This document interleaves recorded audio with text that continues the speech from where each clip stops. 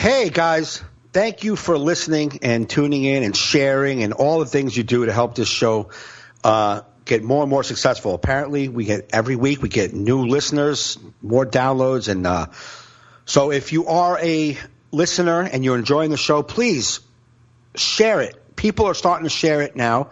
Joe, what's your favorite way to listen to All in Our Heads and any other podcast?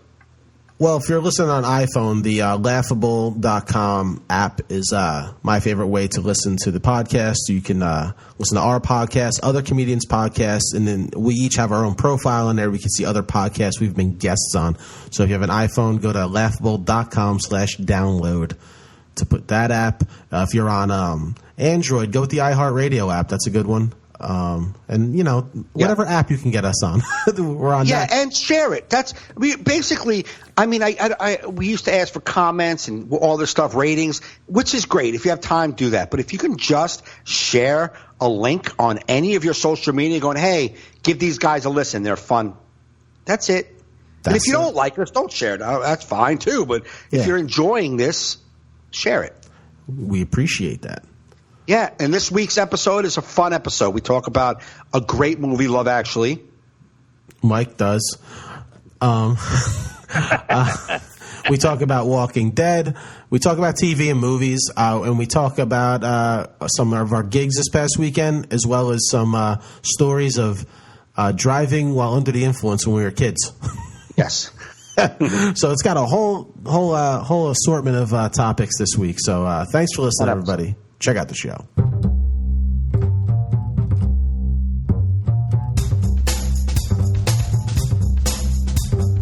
You're listening to All in Our Heads with Joe Fernandez and Mike Gaffney. Please enjoy the show.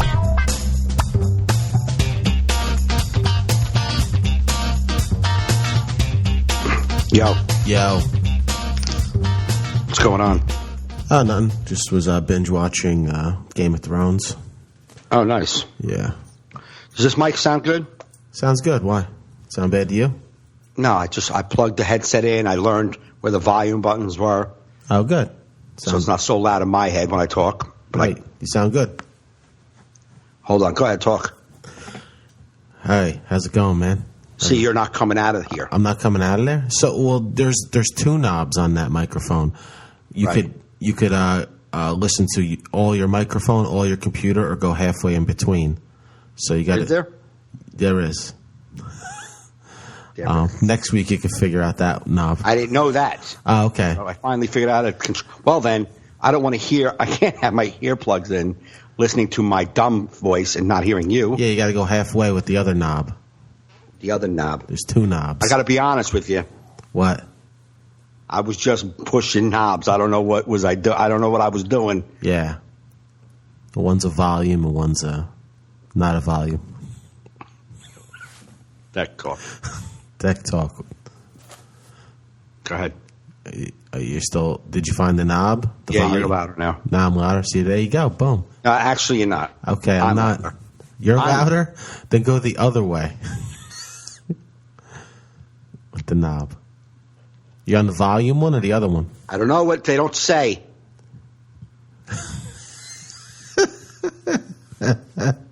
Mike's Tech Corner.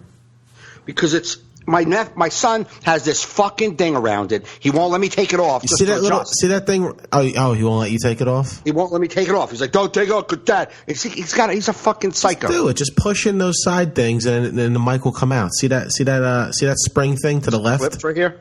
Right there. There should be two clips. Do you pull in? Do you push in, and then the mic should slide through? Bring it more in front of the camera so I can see it. No, up more, out more. Shut it. I can't see it. You're cutting it off. I know you can't. All right. Oh yeah, that's a different one that I'm used to. There's a knob. I see a knob over there, over here, over there. All right, here's what we're doing. Well, it's a good thing that listeners email saying they do like the tech portion of us never getting it right, or else it saves me time in editing this. You got it now? Yeah, see, here's the one problem with this whole situation. Whenever I plug into the computer and just use the microphone, there's a gap. You stop. There's a gap in your talking. Gotcha. That has not happened since when I was plugged into this microphone. Yeah, because there's no latency because you're going right into the thing. Right. Yeah. So it's almost like a walkie-talkie. Yeah. So you got it now? We good? I pulled out. I'm into the computer. Oh, so now there's latency? Okay. It's going to be the latency, whatever the word you're using. like my lips move, then the sound comes, or vice versa? Vice versa? Vice versa. That's what vice versa? Vice versa, not vice versa. I don't know why it came out like that. Sometimes things just come out wrong. I'm in the middle of saying it, and I'm like, I know this is wrong, but it's coming all the way because my brain can't put on. I need like new brakes in my brain. It's like the Napoleon ice cream. Yeah, back then Napoleon. Well, that I legitimately just couldn't think of the word. I'm like, well, a lot of people call it Napoleon. My niece downstairs, my adult 30-year-old niece said, yeah, Napoleon. Well, that's like what annoys me? Grown adults saying Valentine's Day. Valentine's? Yeah. You get anything for Valentine's Day? Be like, are you 8? Like that should be like the last age you say Valentine's. Is that the time of the year it is? Valentine's? That's what they think it means. Yeah. You know the love month, February, the whole Valentine's season. Valentine's season. Just Italian guys that say Valentine's. I've seen too many people lately say it, Valentine's. I've seen someone post it like they didn't even say it, they typed it on Facebook. And they had an autocorrect. Like, no. It's not times. I don't know what you're trying to spell. It's times. It's times, Valentine's of my heart. Times I let her in my heart. Times It's the Day. times year that I tell her that I love her. That's the times. Yeah, Valentine's.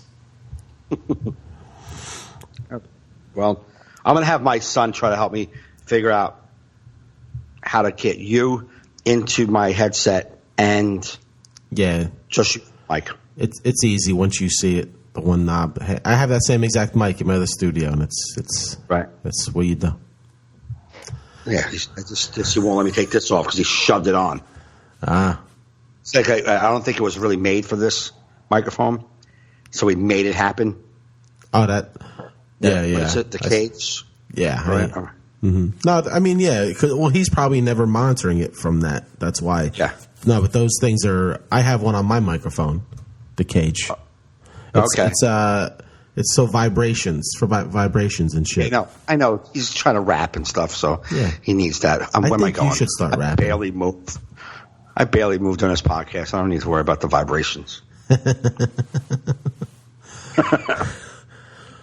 Oh man, it's so I have guilt like binge watch, and it's winter, so I want to binge watch, but it's like so nice out. I was like, I hiked yesterday. I hiked this morning. I've been using these nice days. I need to get caught up on Game of Thrones. I can't be waiting for snowstorms. I don't think they're coming either. You don't think any more are coming? I hope not. I hate fucking snow, so I hope not. Me too, bro. I didn't watch. I saw your post something about Walking Dead. I think I'm done. Who cares what you think, Joe? Shut up. Well, apparently, like 14 people care what I think. Of course, if you yell out, I love marbles, you're going to get 30 people go, me too, Listen, I love marbles. So I loved Walking Dead. The past 2 weeks annoyed me. My wife agrees with me. You know, other people do. It's getting cornball. Listen, I ain't buying this black guy with the fucking tiger, like with the pet tiger. Like it's cornball as hell. Then these, you didn't see it last night, so I but it's like this whole. You'll see, bro. There's this corny thing that Rick gets into. You're like, what the fuck is going on here, man? It's just listen. The Ezekiel thing, King Ezekiel.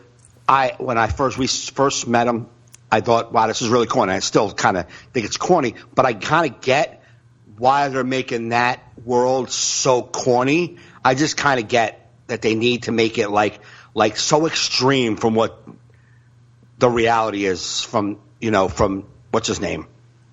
Yeah. From Negan. I just think they need to see this is your total extreme worlds here. Yeah, I don't like even him as the villain. I don't think he has the charisma that the governor had. I find it to be just like the governor was more secretive and dark. This guy's just out there like a psychopath. I know. I just don't buy it. I don't buy it. I don't buy all these people buying into him. That like, you know what I mean? Like his followers. Yeah. Like there's so many times where they could just take this guy out and they're like, no, we're just under his spell. Get the fuck out of here. Like he's not a guy that deserves respect. Right. Yeah. Right. Exactly. You know what I mean? So I don't know why. That is the part. Yeah. Yeah. It just I don't know if this listen, I'll still watch it. I'll still watch Walking Dead. I'm just saying this season. Well, I just don't like this whole storyline. Like I'm ready for that to die and go into new things. I didn't see anything you said. All I saw was the side of something about Walking Dead, and I just didn't read it because I didn't want to know because I didn't see the show. I didn't put any spoilers. Okay. I know. I tried to complain without spoilers. Okay. I just said it's corny. Or something, you know what I mean? Like, it's just corny. And then I said, on a side note, Rick has the worst sweat glands of all of them. He must be the stankiest one of the group. And then somebody said he's got like wrestler hair, like pro wrestler hair. Like it's like he's always so sweaty, like he's just dripping of sweat. Fuck, what's his name? Norman Reedus. Yeah, Norman Reedus too. That dude never looks clean. No, he looks the same greasy filth since the first episode. You've never put yourself in a fucking lake, a pond, roll around in some water, bro. Come on. Yeah. Yeah, so Walking Dead, I still watch it. I'll continue to watch it, but it's just, you know, listen, this is how I know when a Walking Dead episode, I don't see anybody posting, oh my God, Walking Dead. You're like, this episode stinks. Because usually people can't help themselves. Yeah. But to be like, this is amazing. Right. You know, and when people aren't talking about it's almost like you don't want people to talk about it, but when you see them not talking about it, you're like, you know what, though? I know we like what we like, but I think one full season of that would be of every episode. This guy almost died. He got shot. Oh, my God, 9 people are dead. Where are they going? Is he coming to kill us? Like, if every episode was that, I think we'd be like, what? It would just get played out. No, not that. Not that. I don't think you need that. The only thing that makes people totally excited is when someone is almost dead and you don't know where they are. Yeah, I guess. Right? That's the things that they like usually get excited about, or that Negan's coming to town and he's got his bat and who's he hitting today? Yeah, but I know a couple of nerd motherfuckers that are Walking Dead like junkies agreed with me, you know. And I feel like when a nerd likes my shit like that, I'm like, see, I'm onto something. Fucking doesn't mean you're right. You could be onto something. Fucking 40-year-old man with fucking Superman sheets like my shit. Yeah, that's the goal. That's the goal in life. No, but when I'm complaining about comic book movies, when the comic book man says you're on, I agree. I'm like, see, it's not just me. I'm not just a disgruntled non-comic book loving person. Oh, you like comic books? No, I don't dislike them either. I just never got into them. But I'm saying there's people that got into them as a kid and they're still into them as adults. Yeah. Like when I tell them my complaints about Walking Dead, they can see those complaints. Yeah, I'm not just like a piece of shit that's like fucking. You know what I mean? You're not a piece of shit, Joe. Relax. Just because you're complaining about a good show doesn't mean you're a piece of shit. No, but you know, sometimes when you complain about something somebody loves, like, yo, you're a piece of shit, man. I love that. Very shit. True. Very you know what true. I mean? If you complain to me about certain things, I'd be like, hey, piece of shit, shut up. I like that. But don't be that. I mean, I know you're not. You're just saying that the show isn't, you know, fucking greasing your gears lately. I get it. It's not greasing the gears. And I think it's past, according to a nerd friend of mine, it's past where the comic books were, the storyline. Yeah. So I feel like they're having a hard time making new things. Really? From the animated series book, it's gone. It's past that. I didn't think that. That's not what I got from an interview I saw. Oh well, I'm just talking about. I think Falcon told me that they've went away from the comic books. Maybe they might have went away from it. But Negan is part of the comic books. Maybe that's what he meant. When it went away. Okay, yeah, I just can't buy this King Ezekiel. I just can't. The pet tiger just annoys me whenever it's there. He's like sitting there, like in a theater. And the tiger's there, and like Rick's talking to him. You're like, the fuck is going on here? You know what I mean? You're just like, We didn't need the tiger. We didn't need a tiger. I get it, but I'm also trying to get why it works for the story itself. And did I miss it? Where did the tiger come from? Is that the only zoo animal that they have? He used to work in the zoo. Okay, so he only took the tiger? No, because that's the one. Like that was his area. He worked. Okay, and he knew him. Gotcha. He knew the tiger. I still don't like it. No, but I mean, I get it. Yeah. But I get it's either be a Negan with your bat wielding and get everybody afraid and say, listen, my team is going to kill any team out there, so why don't you just stick with me and work for me, or my whole team will kill you. Yeah. Right? Or King Ezekiel, where everyone seems like they live in Neverland, and they're all waiting for the court jester to come out at night and make everybody laugh. And they're like that lifestyle. Like at least it's like a world. Like we get to cook. Everybody's got a little place. What about the robot broad army? Like those? That's a weird army. I know. Yeah. You have to go. Like what? Fuck. Yeah. Not only did we learn how to fight, but now we talk like we are robots. Yeah. Like, get in the kitchen. Shut up.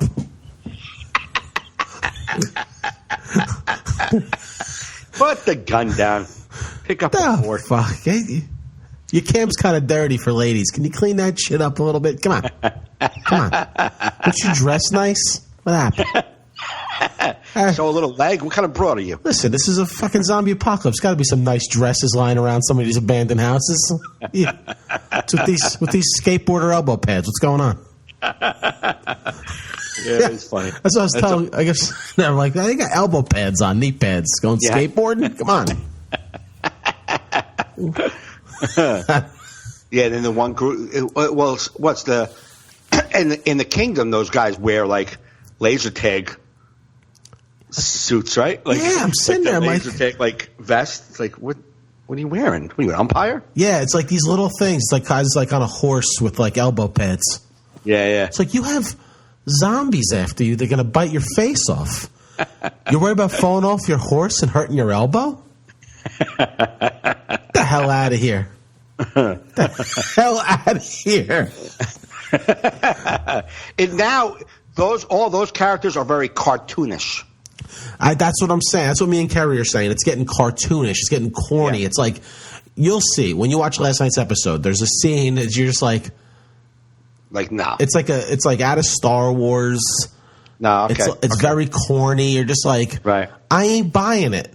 Listen, I can suspend belief with some people trying to survive in a zombie apocalypse, even meeting crazy people. Yeah. And because you're going to meet dickheads that want power. Yeah. But this one thing, you're like, all right, okay, no. Anyway, did you see Crashing? I did. I liked it. Carrie even liked it. She didn't think she was going to like it. She goes, comedy about stand-up. Like but she was laughing. She was even laughing at some of the lines that the ex-wife was saying in it. Or his wife, like about, what do you mean your job? You barely make any money at this. You have to give them money. I'm going to be a doctor. He's like, no, you're not. He's like, it's like going to medical school. Artie Lang's like, yeah, but at medical school, you get a doctor, you make $900,000 your first year out. Artie Lang is hilarious in that. He was really good. Really, I love the line. I tweeted at them the line that he said. Listen to Greer. Greer looks like they power washed Don Cheadle.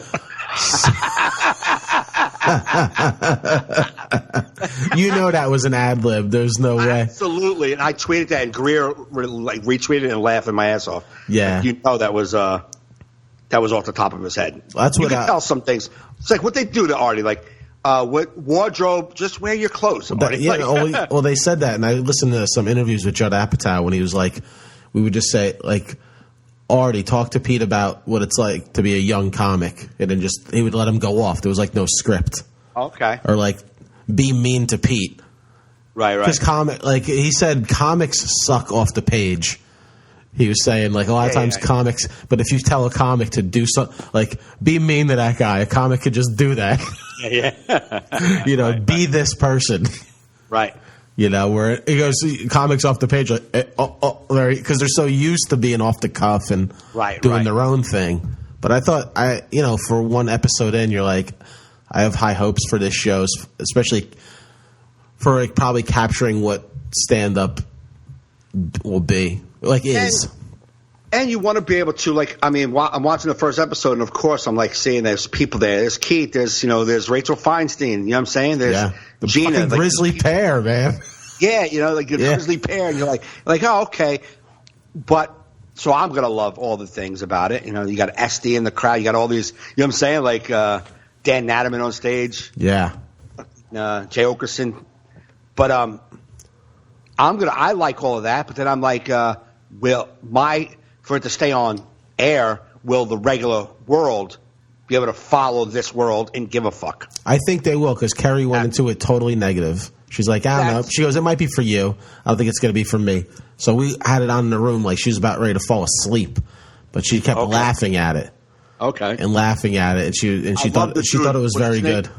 The guy who's fucking his wife. Oh yeah. What's his name? With an L. Yeah, I forget. Like Lance or something like that. Yeah. The next time he sees him, he's like, I'm Lance. He's like, I know who you are. I'm Lance, brother. Yeah, I know who you are. That was good. That'll be good. See, I think it's 8 episodes, so it should be fun to watch. Okay. Yeah, it was funny. Hopefully it's like Judd Apatow on this interview I was listening to. He was talking about, like, he was listing all the good HBO series that only went one season. like Vinyl and just a whole list. He's like, and then like somebody was listing them and he goes, oh, now I'm scared. Because like he was listening to all these great ones that had great first seasons. And then he's like, ah, shit. Now I'm scared. Yeah, I liked it. I watched also watched the show afterward, Little Lies. Oh, was that good? I forgot to set that to tape. That's the one with the broads are like evil and shit? Yeah. There you go. There's the tagline. That was in the pitch meeting. What's it? Broads, evil and shit? Well, let's make that movie. That sounds like a good show. Yeah. No, I watched the first episode. I was in the middle of texting somebody back and forth, so it kind of like pulled me away from paying attention to the first few minutes of it. Right. It seems like soap opera-y, kind of like. I don't want it then. But it's also like a murder mystery type of thing too. So I could do murder mystery. Yeah, so it's pretty. I liked once I watched it and got to watch it without talking to somebody. I enjoyed it for the last 45 minutes. I enjoyed it. I just missed the first 15. I would have liked to see what the hell we were doing there. But I'm gonna rewatch it. Yeah. Did I watch John Oliver? Did you watch John Oliver? I did. I love John Oliver. Me too. I thought it was good. Did you watch Bill Maher? Did you watch it? Did you get to see the? Yeah. The Milo guy. Like, I don't even know why he's famous. Yeah, I saw both that and the overtime. Yeah. The overtime is where you saw a little more of this kid's character. I didn't see it right away. I didn't see overtime right away. But I watched the first. And I saw him come out in the first part of the interview, and it was like a pussy weak interview. But I saw someone tweet like, "Oh, this interview was weak." If you people who don't know Milo may get the impression that this guy's not that bad. And he did have some points that I agree with. Yeah, me too. So he made some good points about freedom of speech and about stuff like that, and about being pussies and take things too serious and react too quickly. You know what I'm saying? Yeah. And the bathroom thing, I kind of agree with him on a little bit. Yeah, but his reasoning is wrong.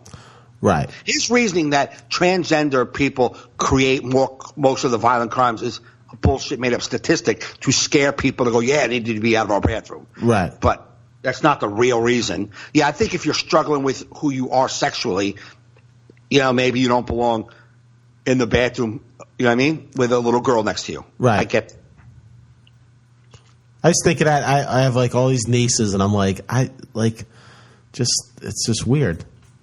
Yeah, I mean, it is weird, and it's new. It's a new weird. And maybe not even saying that, but like, it's just, you got like people like when you don't accept something right out of the gate, they're like, you're phobic.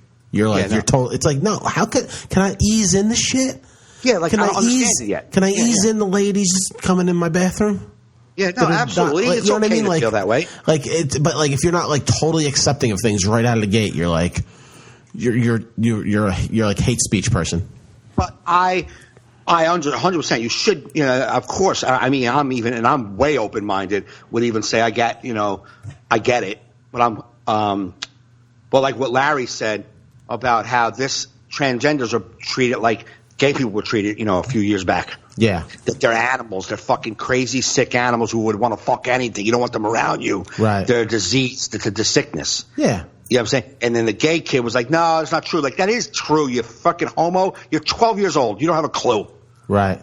I mean, you're gay with pearls around your neck acting so – that was the one thing I didn't like about him. He was overly gay on purpose. You could tell he's fabricated. I don't know why he's even popular. Like, that's like I put it on. I was in a back and forth with people that I'm friends with, not like in a bad way, just going back and forth about the guy. And I'm like, I don't even understand why anyone gives him time. Like, yeah, I know. Like, a person like that speaks to people that already feel like him. He ain't changing minds. Right. I feel like the more you give that guy's an internet troll that seeks attention by saying inflammatory things just to get the fame. Yep. And they give it to him. Yes. And that's how he has a platform. Absolutely. Because people give him the time of day. It's like, if you ignore him, he will go away. And it's like, we shouldn't ignore someone giving hate speech. It's like, you should. Because if you ignore him, he's only going to talk to a few people. Yeah, and you could see he's a manufactured fraud. He's making he makes this persona. He's not real. He's a kid. He's a fucking fake kid. Yeah, that's all he is, man. The fake kid who like my son will go on Instagram and Twitter and mess with people. Like, you know what I mean? Yeah. He's 18, right? He'll mess with people. This guy does it in a bigger, larger scale, grabbing, if there's 1 million people who think Leslie Jones is illiterate and a piece of shit, he'll get their attention by tweeting that she's illiterate. Right. And they're like, oh, my God. And he does it with his little flamboyant little spin to it. And he's fake. He's a fucking fraud. He's a fraud. And I'm like, I said to my friend, I go, I heard about him for the first time a week before this interview. Yeah. And I'm not going to pay attention to him 1 second after it. Like 100%. Like he's a zero. Like, I find him to be unnecessary. And the only people that are going to keep him in the news is going to be the ultra crying liberals. Yeah. They are. And I didn't even realize, I learned from that interview, that same college where the students boycotted him, they boycotted Bill Maher too. Yeah. It's like, well, because of the way he feels about Islam. Yeah. It's like, oh, you people. That's like Berkeley is like the, what do you call it? Like the fucking mecca for ultra liberal hippie wannabes. And this was, all these comments were based on that article I posted with Bill Maher, where he said basically what I said last podcast, where this is why the liberals lose elections, because they just fight for the wrong thing. Yeah, but it's true. But it's like, I think it needs to be keep said, because I feel like liberals still just fucking focus on the wrong fucking thing. What I say is, be the guy you're saying for everybody else to be. Just be that guy. The more you talk about it, the more you give to me. Anybody who keeps pointing out, like, all right, say you believe in most of the stuff the liberals believe in. You just don't want to stand. You have to fucking hold a sign for everything, right? Right, exactly. Don't shoot them down, because the whole alt-right shoots them down just for their message, not for their way they're doing the message. So if we join in and go, man, they're a bunch of pussies complaining, we just add the numbers to the right. So I just think, like, I'm not going to hold a sign for everything that bothers me. I'm not going to complain. I'm not going to jump on board for everything that bothers me. I'm going to speak out for the things that I believe in. But I don't want to speak out against the morons who are they're not morons, but against the people who, whatever they feel, they need to protest every 10 minutes. Yeah, don't worry. Don't worry about Milo, whatever the hell his name is. Focus on this crazy president we have and the things he actually does. Not things that you think he'll do, not things that but do on things he actually does and is about to do. Like, because I think that's the new thing now with this fucking. I think he just gives out so much shit you can't focus. And no, then he sneaks in shit like when John Oliver showed all this stuff was going on, but we didn't get a chance to see it, right? And then they're signing the bill to take away what Obama, so the miners can dump into the rivers, the sludge into the rivers, that's part of a bigger bill, but it's in the bill, right? And then John Oliver says, and then he caps it off by giving a pen. He's like, 7 people. Leave it to Donald Trump to give 1 pen to 7 people. yeah, that was a funny joke. But, But those are the things that, there's people out there that are complaining about the sludge that's going to go in the river. There are people out there. Yeah. And that's important. No, of course. But Donald Trump didn't give a fuck. No, well, but we're not holding him to that. We're going to hold him to his wacky ass fucking press conference. The wheels are coming off. I feel it.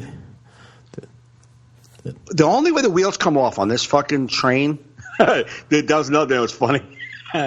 On Bill Maher, when what he called the Republican guy, he said, Bill Maher said, but you can't, on the voter fraud, you can't, please tell me you're not on this, you're not on board with that.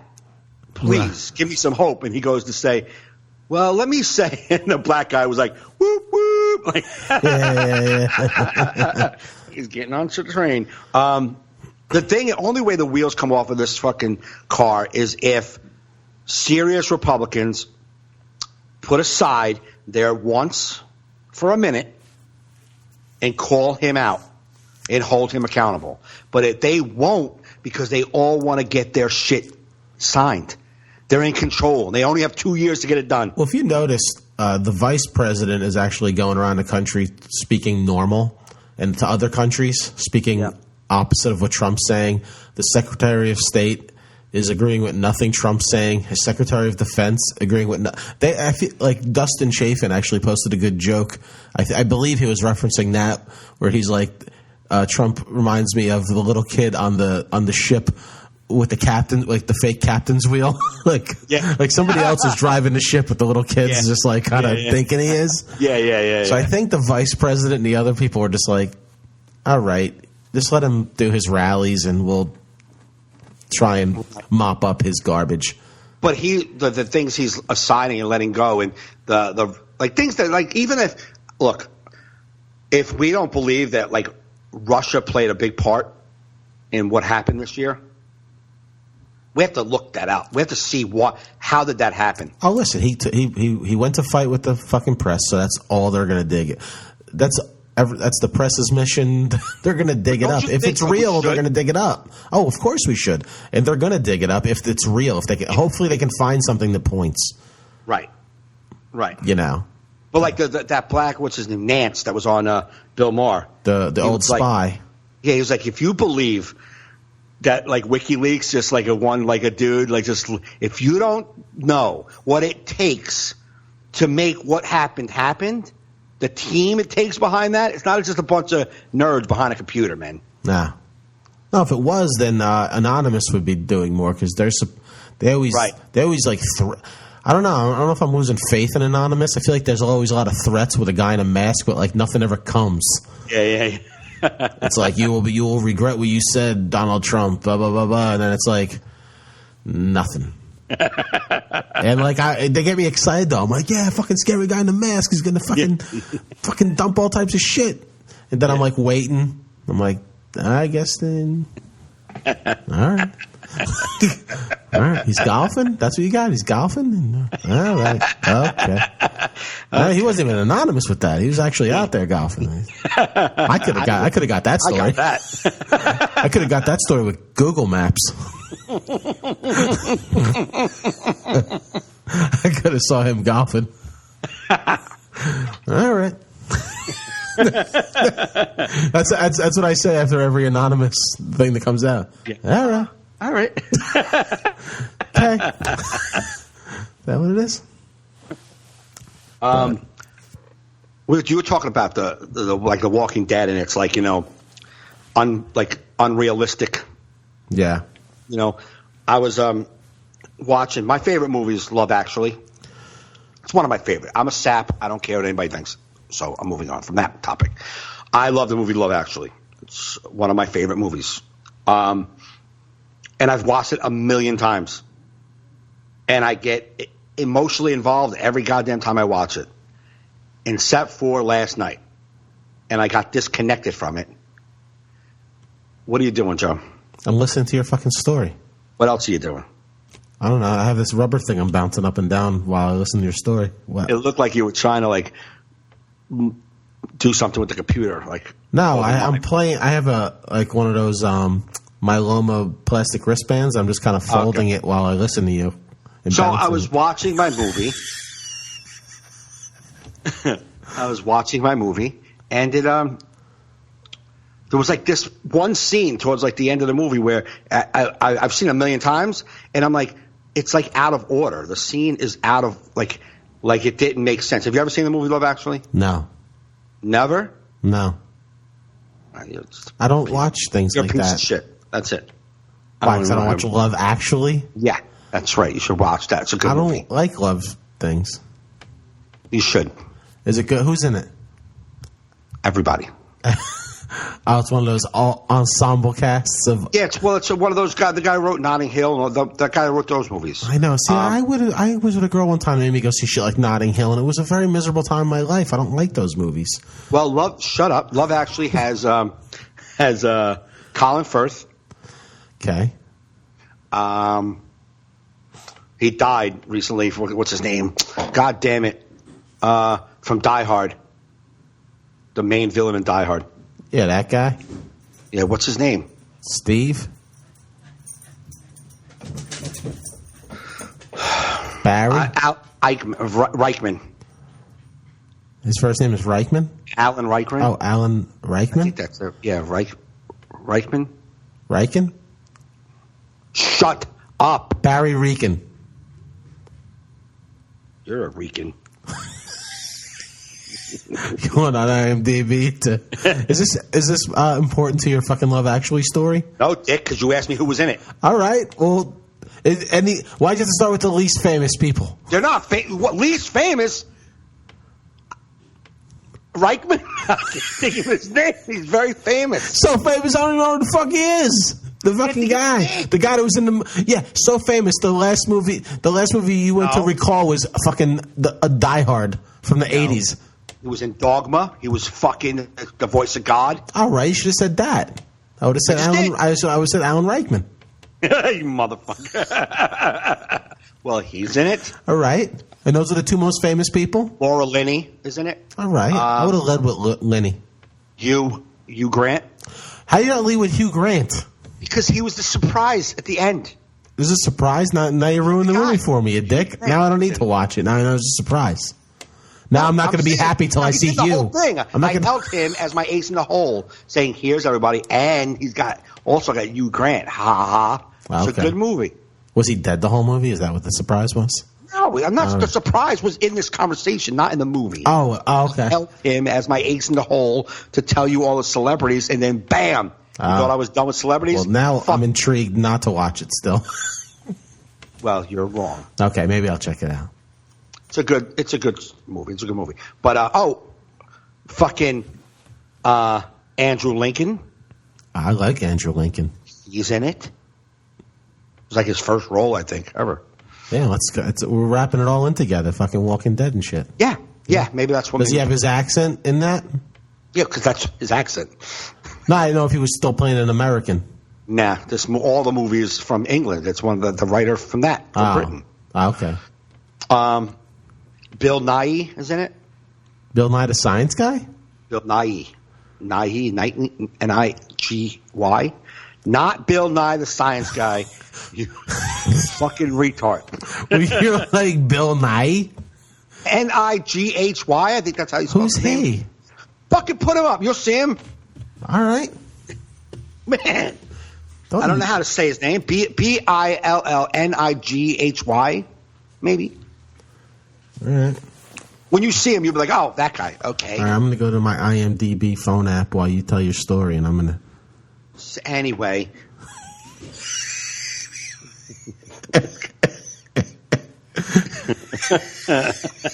The point of the movie... Bill Nighy? You get it. Tell me how you say it. All right.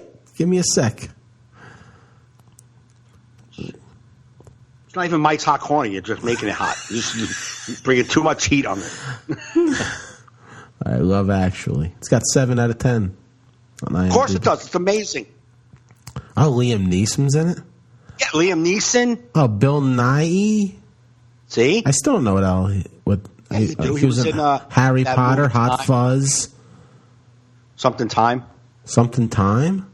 He was in the Pirates of the Caribbean? What? Pirates of the Caribbean? Did I say Time? Did you hear Time in my words? I don't see no time, nothing. He's in the movie About Time. About Time? I said the love. Oh, yeah, it's a couple in the rain. I wouldn't watch that. Oh, a movie About Time? The cover, the poster is like a couple laughing in the rain. Yes, it's about love and shit. Him, Bill Nighy, and his family have ability to go back in time. Oh. But once someone dies, you can't go past where they can't, like, you know what I mean? Like, so it's a really good show. It's from really the guy from movie. Notting Hill. You like that director, Notting Hill guy, huh? Yeah. All right. So Richard Curtis. You like Richard Curtis? Yes, I like. He has that About a Boy is one of his movies. I like all of those movies. Oh, Emma Thompson's in it. Yeah, Martin Freeman's in it. Morgan Freeman. No, Martin Freeman. He's from. He was in Fargo, the FX series. That's a fucking great series. Okay. Keira Knightley. What? Keira Knightley. Yes. Chiwetel Ejiofor.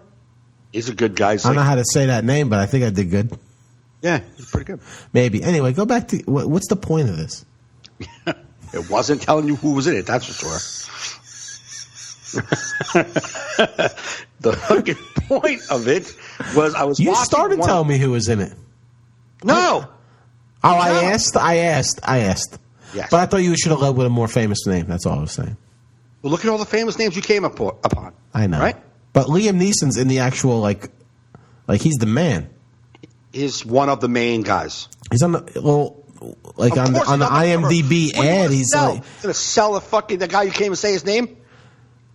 No, you should say Liam Neeson, Hugh Grant. They're in the 2 of the top 3 under the cast on IMDb. The biggest paid. And then Emma Thompson's probably the third. No, Laura Linney. Actually, third is Liam Neeson. Martine McCutcheon is number 2. Hugh Grant number 1. Martine. What about Colin Firth? Colin Firth he's down the list, I gotta say. Oh. He's after a guy that don't even have a headshot on there. That's pretty big. He comes after Rory McGregor, who plays engineer. So, just so you know. And I'm sure Firth ain't too happy about that, actually.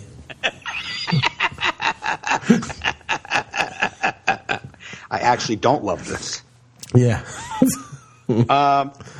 Anyway, my point was I was watching my movie, and it's about the fucking millionth time I've seen it, and like I said, I'm always emotionally attached to it.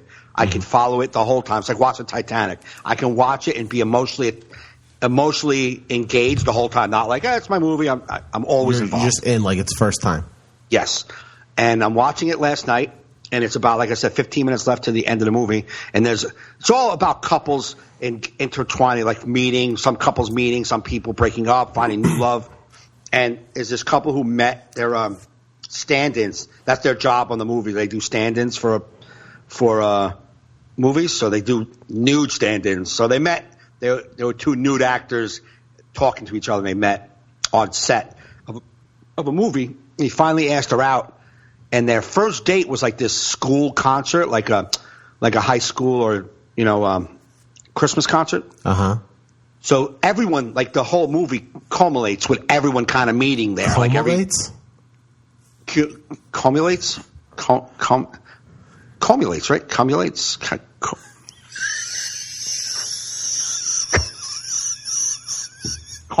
Culminates. Fuck. I don't even know what word you're saying, but I know that ain't the right word. Culminates?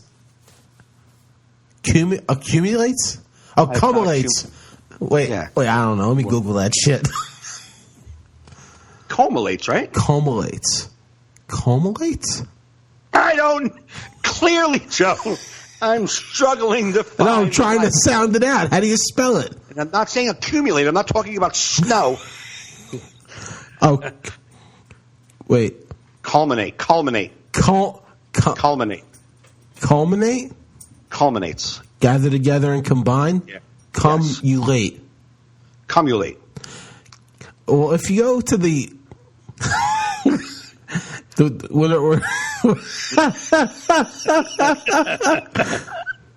If you look at the way they tell you to sound it out, it's right. spelled very...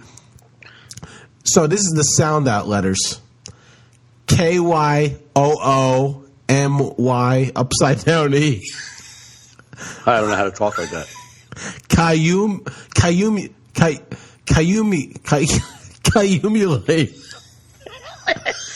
People who are tuning in right now want to know what the fuck just happened. I'm dying here. My fucking eyes are tearing. Culminate. It's culminate. Culminate. Culminate. I kind of was right. Okay. Go back. The movie, they culminates. all the characters kind of overlap. Like, you don't like, they don't interact throughout the whole movie, but at this school, all the characters kind of, you see where their lives are tied together at this school. Okay. Yeah. Culminating. I got you. Culminate. So that was their first date, but before everyone shows up at the concert, he was giving her a goodnight kiss and like wrapping up their date. And then he was like, woo! And then 4 minutes later, they're walking out of the concert together. I'm like, no, that's not the right scene. They've already, you know what I'm saying? They've already had their date. We've already seen them give a goodnight kiss and end the date. And then 5 minutes later, we see them on the date. And it aggravated. It was the first time. It was like a flashback or something? No, just so when I looked under IMDb, it says that's a mistake. Bruce, that's a mistake, a continuity mistake. Oh, wow. It should have been reversed. But like, that's a big continuity. Like, that's a scene that's supposed to be after a whole nother scene. Maybe that's why people gave it 7 out of 10, not 8 out of 10. Maybe they're like, come on. Oh, my thing is there any, like, you're good to, you have the ability to suspend belief, right? Right. While you watch something, unless you see me wandering in the background of a park, and then it takes you back out and go, oh, there's Mike, this isn't real. Right. Right? Yeah. Other than that, though, you're able to watch a movie. Does continuity issues take you out of it? Is there any movie you're like, oh, that doesn't even look right? No, I mean, not unless it ruins the story. There's also, like, poetic license, you know, right. Where it's like they do shit that just can't happen just to move the story forward. Right. You know? They call poetic, like, listen, we know, we just have to do this because it makes it go that way. Right. Like, there's things like, for instance, Andrew Lincoln goes to Keira Knightley's house. Now, she's married, right? Yeah. There's a scene where he was in love with her, but like his best friend married her. Uh-huh. So he was going basically to tell her, I know you're married. I just want you to know that I love you. So he had like these cue cards made up. Yeah. And he knocks on the door and she opens it. And he's like, you know, the first cue card, say it's Christmas Carolers. And she goes, it's Christmas Carolers. Because he asks who's at the door. Uh-huh. A lot had to happen for that. You know what I mean? Like, the fucking stars had to align for you to have the ability to walk up with giant cue cards to your best friend's house and hope that motherfucker don't answer the door. Right. Yeah, it's stuff like that. That's poetic license. Yeah. But I'm all right with that. Right. You know what I mean? Then there's a little kid, Liam Neeson's son, wants to impress a girl at school, so he wants to learn an instrument to play at the concert. Yeah. Like 3 weeks before the concert. He wants to learn an instrument. Yeah. Now, the concert has been set up. Nobody's new not adding new acts to the concert 3 years before the 7th grade Christmas concert. But this kid learned drums and inserted himself into the final act of the Christmas concert within 3 weeks. Right. Like, that is not possible. Right. But it works for the movie. Yes, exactly. Just like you said with the cue cards, like, oh my God, the work that would have to go in just to be like perfect for that. But like, nobody wants to see that in the movie. Like, we're going to assume he got all his ducks in a row. Yeah, exactly. You know what I mean? We're going to assume this guy's just a drumming savant. Like, because we're not going to turn a story on him. And did he learn drums? How did he learn drums? Yeah. Like, that's exactly. Yeah. That's where shitty writers bog down stories. When you read like shitty writing, they feel like they have to explain everything. Right. And you're like if Joe Conti wrote a movie. Yeah. Right. Oh. Joe's a good listener of ours, so I just Joe, I mean, you have to explain every scene. Yeah. Captain Explainer. Okay. Or like, what was that? Like Pulp Fiction had that, like where they jabbed the adrenaline shot into her heart and she woke up. Yeah. Right. I mean, just total bullshit. They don't do that, but they're not going to be like, all right, she's ODing. Should we get her to the hospital? Out of the hospital? Right. Like, what's the proper way to do it? It's more dramatic if you jab it in. Right. You know? Yeah, no, yeah. But is there any movie that you can know that you've seen it, like the continuity, just like, really? You fucking couldn't figure that out? I'd have to think about that. I'm sure there's something a lot of movies that annoy me. Oh, yes. I mean, there was that the one that everybody loved, The Sixth Sense, with the fucking secret ending. I didn't see it. Okay. Because it was hyped up and then someone said the ending. I'm like, well, what's the point of watching it now? Well, there's a all right. Well, you know the endings. It's a spoiler. It's like in late 90s it came out, so if you haven't watched it by now, you go fuck yourself. Yeah, right. But all right, the guy supposedly dead the whole movie. That's the big thing. Mm-hmm. Bruce Willis. But there's a scene in it where he comes to the kid's house and, like, the mother lets him in. So apparently this kid's the only one that's supposed to see him the whole time. Right. But the mother lets him in. And I don't understand how. Or the mother just leaves the door open and just people walk in. Right. It was just a very weird scene. That you buy in the moment, but when you go look back, you're like, so Bruce Willis, okay, even if the mother didn't let him in. Right. So Bruce is that much of a dick, he just comes in? Yeah. Now the mother and the son, okay, so we'll say just the mother left the door open. Right. So Bruce Willis apparently don't know he's dead either. So now Bruce Willis walks into his person's house, sits down, and the mother's not acknowledging him, and he just walked in, and he's just going to... He's all right with that? He's okay with that, too? Yeah. It was just one of those things. Yeah. I get what you're saying. You know what I mean? Like, if he doesn't know he's dead, and he's just walking into strangers' homes, and no one's addressing him, he didn't question it right then? Like, hey, what's up with this? All right, so even if she's got a bad attitude, right? He's not going to be like, hey, lady... I'm in your house. Got tea or something? Fucking water? Rude. Or he's like, what? Like, yeah, he doesn't question it. It doesn't make no sense. Yeah. But I guess that would have stopped when the movie ended right there. Or maybe there's something I missed, but what? Yeah, I don't. It was so long ago, but I remember that being something that bothered me. I mean, that movie, everyone hyped it up, and I remember sitting there with my girlfriend at the time, up until the secret ending. Right. I go, if nothing happens, this movie fucking stinks. Like, it needed that. Right. And then even then, I'm like, huh? Yeah. All right. Everyone's like, did you see that? I'm like, okay. To me, a movie that was better than that came out at the same time, but had kind of the same, almost similar, like, story. A little different was Stir of Echoes with Kevin Bacon, but because fucking Sixth Sense had this fucking just hype about it, I feel it fell through the cracks.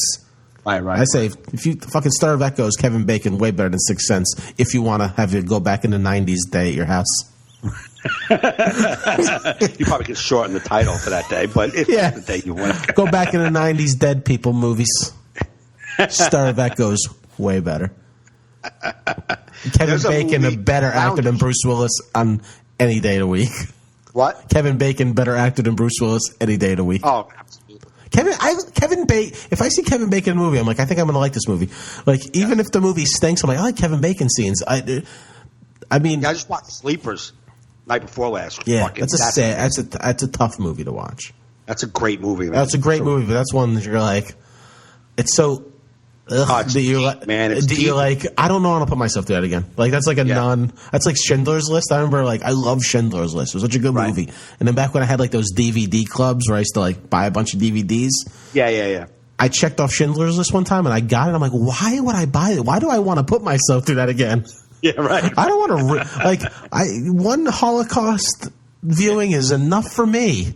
Like, I don't need to be like, you know what? I want to bring myself back into that world.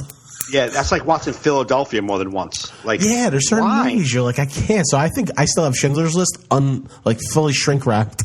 in my closet. Because I'm like, what did I pick this one for?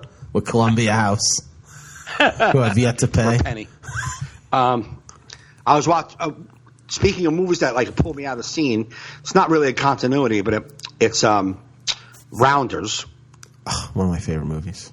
One of the best movies. But there's a scene when Mikey and Worm are in. It's right when Mikey's girl leaves him, and they come in the house. They come in the apartment, and Worm's like, it's like they say. It's like the saying goes: the women are the rake of the world. Mm-hmm. And Mikey's like, the fuck are you talking about? Right? And then you just see Worm like react. Like, what? But his reaction was not spliced at the right time. So he did this like, what reaction? Pass when he should have did what? Right. And it fucks me up the whole time. It really just takes me out of that scene so bad. I'm like, it just didn't look like he was responding to Mikey. Mm. It just took me out of it. Yeah. That's just like an actor's thing I saw. That's just a bad editing. Exactly. Yeah. I'll tell you, if you want to see some bad editing, it's a movie I used to watch relentlessly when I was a kid because I loved Alyssa Milano. Huh. And she was in Commando with Arnold Schwarzenegger. Yeah. Some like when you see like him like throw people like through a wall or like hit people, like it's like too long before the person's flying. It's like whack and then almost it's just the worst editing ever. It's hilarious. A lot of those 80s Roadhouse, like anything with a lot of fighting going on, a lot of fist fights and tables breaking. I think, speaking of Roadhouse, I was listening to some song from fucking, Patrick Swayze's movie, The Time of Our Life. That song. Dirty Dancing. Dirty Dancing. Ugh. And I just thought about him. I'm like, wow, like I can't believe like that guy is dead. Like he's such a good looking, good shape, like everything, like just like a great smile, like a good guy. Great actor. Gone. Yeah. Great, very good actor. Cancer, baby. Yeah, I can't, like, I just clicked. I was like, man, that guy is dead. Yeah. And he was like if you were visual, someone who would still be alive looking good, like it would be him. Yeah. Just cancer ate him up. Ugh. Very sad. Yeah. Ghost, that was a good movie. Oh, it's a great movie. Yeah. Roadhouse was a good movie. I love Roadhouse. Oh, I like Roadhouse. I like that dude with the fucking mustache. Oh yeah, Sam Elliott. He's just like a man's man. He's always like he's in Big Lebowski. Yeah, I feel like he's always like you're just like Sam. Can you play Sam in our movie? Yep. Yeah. Like he's just okay. He's got one character. He's had a career off one character. we're Sam, bring your mustache. You're reading for the role of Sam Elliott. Yes. All right. His agent. Hey Sam, you haven't trimmed your mustache, have you? No. All right. Look, I got 12 roles for you. Choose from. It says only for Sam and his mustache and deep voice. That was a good movie. That was a good movie. That dude died too. Sam Elliott died? No, the guy who was the villain boss, the villain in that, the guy who was like the fucking bad guy of the whole town. Oh, what was his name? He's got that deep voice, that raspy voice. Sam Elliott? No. No. You would suck on deep voice. The deep voice character on Jeopardy uses every answer. Sam Elliott. It's like, no, man, you already did that. Hey, now I'm getting one right. Yeah. Roadhouse. Let's see. I've got my IMDb up. Boom. There's Sam Elliott. He was in Big Lebowski too. The guy I'm saying. He was the porn director in Big Lebowski. When you see his face. Brad Wesley? Yes, Brad Wesley. Oh, okay, yeah. Who was that great 90s villain that fucking died? He was like in every fucking movie. Oh, God. Damn it. I'm trying to think of one movie he was in. He was like in every fucking movie. Alan Rickman. No, not Alan Rickman. I loved him, too. He was like the best villain. He got his career like later in life, too. It was like a good story, and then he croaked. Really? What movie was he in? I'm trying to think. A ton. When I get his fucking name, I'm gonna be like, holy shit, he's like. Just get one movie. I know. I can't get one. I know. I'm trying to fucking. Oh, his name's on the tip of my tongue. God.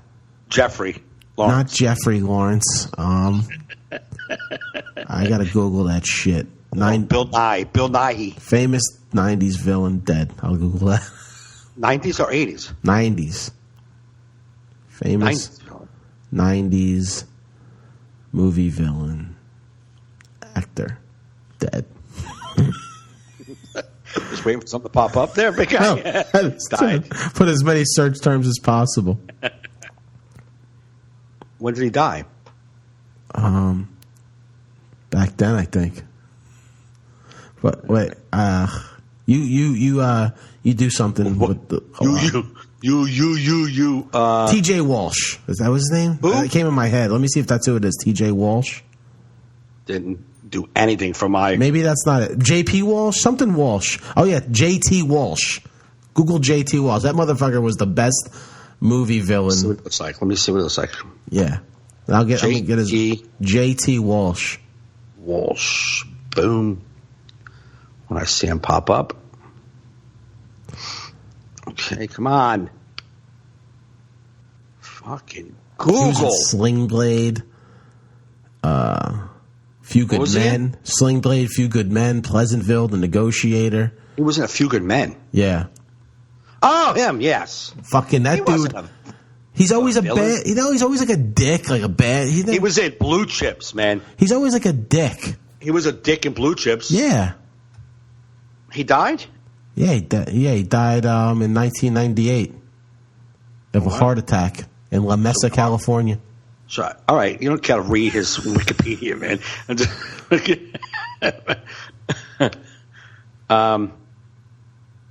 Yeah, he was in Blue. You ever see the movie Blue Chips? A long time ago. With Nick Nolte? Great. This is another good movie.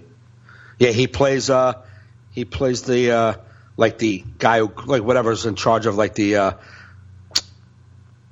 what is it when you graduate from a college and they have the whole committee, like the whole crew that graduated, they stay on as the, like, they're like alumni. He was in charge of the alumni, which was big fund, like, was funding the basketball team because they were making tons of money off, airtime.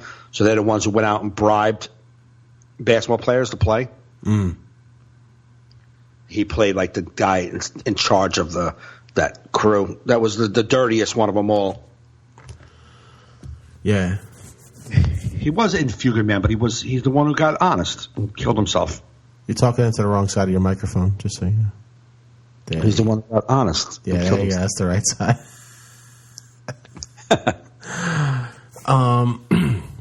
No, but he was always. I always, whenever I saw him in the movie, I liked his role. Yeah. But, he's a good actor.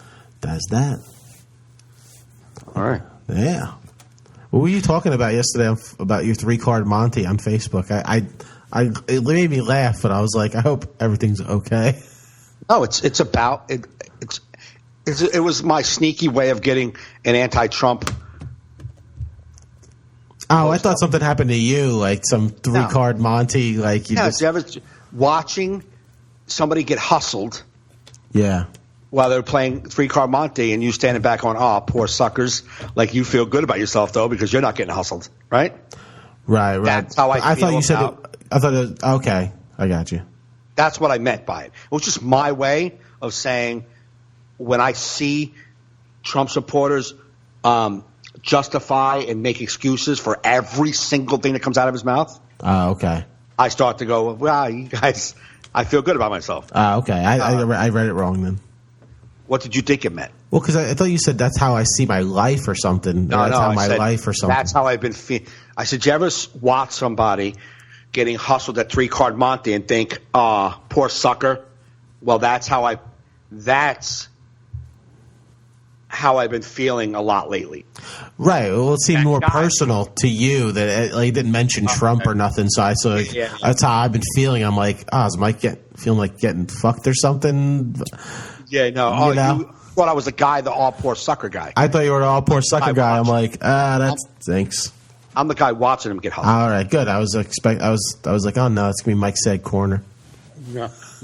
But my Mike's fucking hot corner would be Mike's hit corner. No, Mike's head corner. Oh, that's good. Mike's hot corner though almost went off with the whole with the NA guy, 2 diseases guy. That fucking guy. Oh, all right. Fuck that guy. You know what though? That guy's a nice guy. So I don't really. That's why I didn't really go. Yeah, he's a nice guy. Maybe he was joking. He was not. Okay, well then he wasn't. He's a total program guy. Nice guy. Nice. Yeah. I mean, but doesn't mean anything. Like he's not trying to force his will on me. But that's just they have an opinion about everything you say. That's why, like this year's invite to all the people that I'm inviting to come to the show, I'm like, hey, you can get drunk, drink up. I want everybody to know that this is not a recovery show. Recovery showcase. You know what I'm saying? Come on out. Have a good time. I don't drink and drug anymore, but please, if you do, come out and have a good night. Yeah. This is not for a meeting. This is the fucking complete opposite. This is what we call out here the real world. Right. It's You selling good tickets for your show next? It's this Saturday, right? Yeah, it's this Saturday. People should come out and see Mike Gaffney this Saturday at the Comedy Shop in Pompton Plains, New Jersey. He does it every year, and it always sells out pretty much. Yeah, man. I hope this year is no different. Did we get a mass text? Oh no. You going to lunch tomorrow? Yeah. Okay.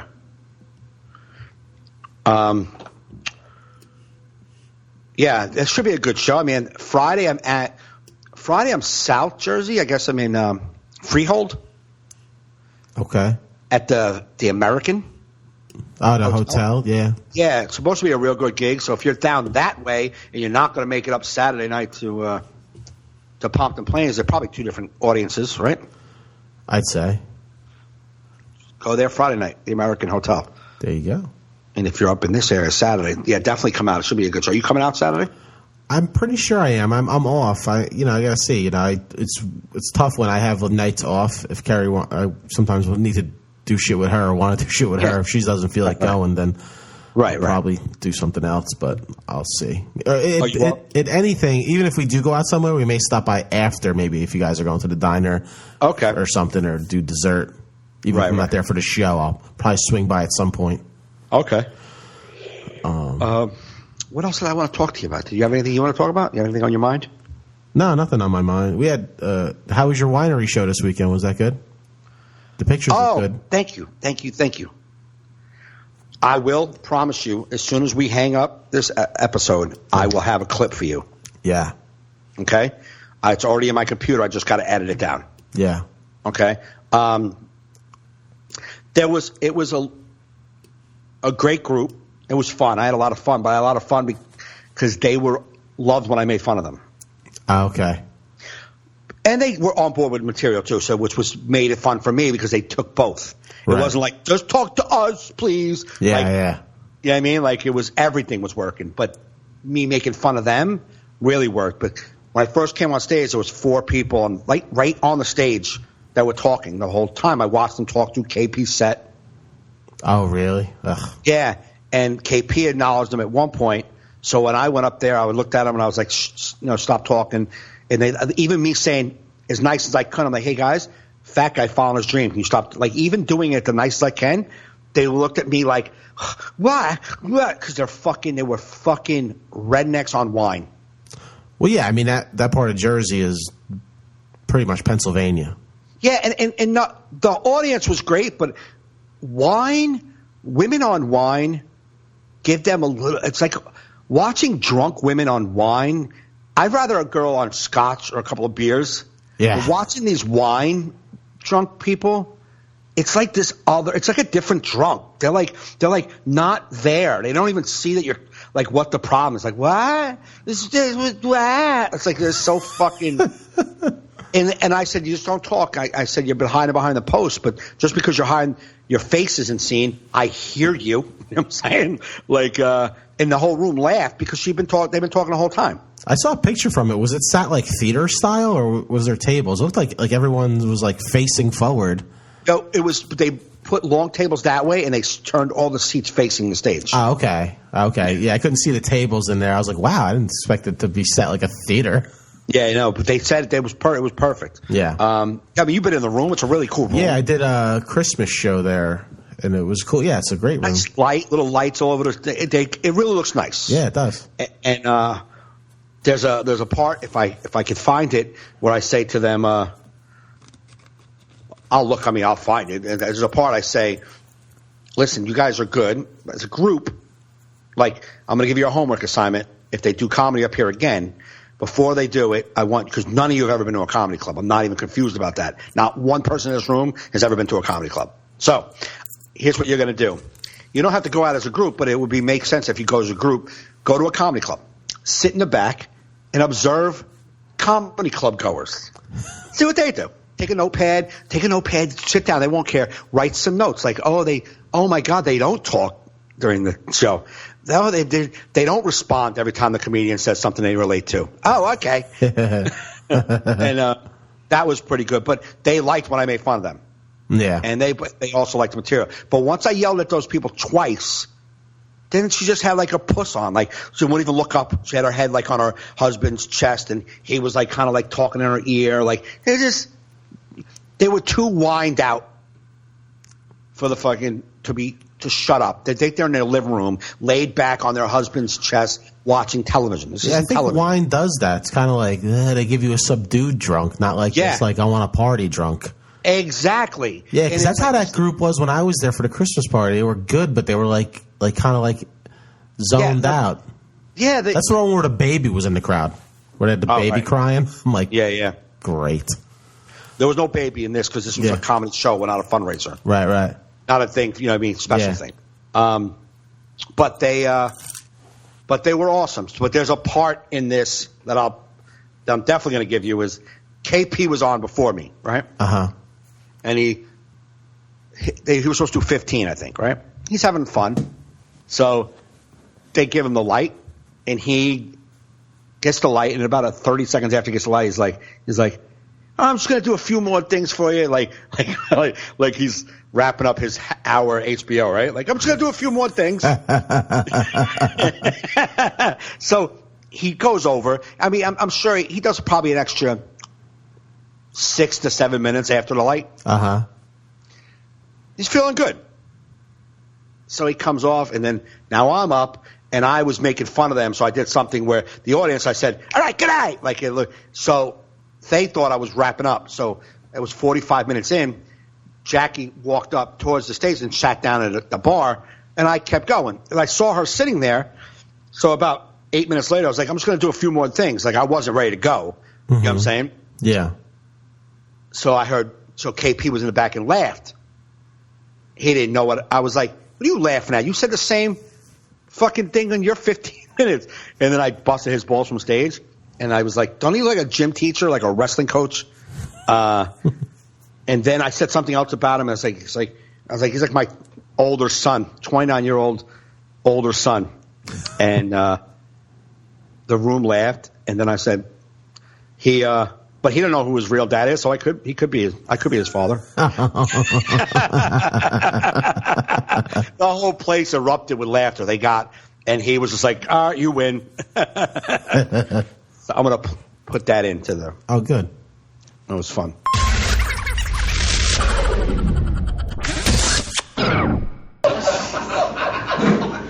You guys are so sensitive. It's not fun. You're not fun. You're not. I just want to tell you, that isn't fun for the world. That isn't fun if you can't laugh like, I know it's only being a dick. No, we have to talk about things that are true to our heart in Jesus. Look, do me a favor. Don't find me on Facebook, please. Don't even look me up. Don't find me on Facebook. Don't follow me on Twitter. I don't want shit to do with anybody who can't take a joke. I don't want anything. I want only people who are like, this guy's an idiot. That's what I want.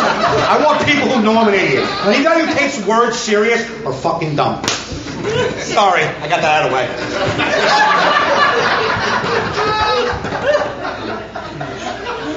Holy shit, man. That's it? Whatever. Anyway, like I was saying about the guy and the woman with the shit in her pants.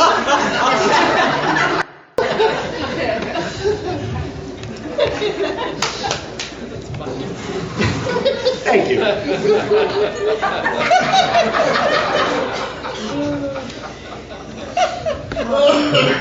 I don't know when they're going to do their next comedy show. You guys are a great turnout. What I'm going to do is I'm going to give you a little homework assignment. As a group, first off, as a group, don't hang out together again, okay? Try to get together as a group. But if you do, I want you to do a little field trip. Go to a comedy club and just sit in the comedy club and watch all the regular people who attend the comedy club. Take a notepad if you want to, just to keep, you know what I mean? Just write notes and see what they're all doing. See what happens. See what they're all doing. You're like, holy fuck, they laugh at weird shit. Okay, got it. They're okay with making fun of everybody. Got it. Okay. Well, they're not sensitive. I need to write that down. And they don't talk to the guy at all. Okay, they don't talk. This is weird. Why are they not interacting? This isn't a support group? Not a support group. Now I got it. Got all the information. You were great. Thank you. I appreciate it. You guys are a fun group. This is nice. This is a really nice room. I hope you guys continue. I'm not going to come back. No, I'm saying I hope you guys continue because it really is a cool looking setup, man. I like the lights. It's really nice. It is a really nice hangout. You guys are drinking wine. Like I said, I don't drink, but that would be probably cool to do that too.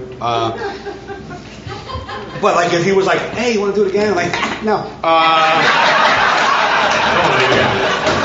But I hope you guys have fun. Enjoy your night.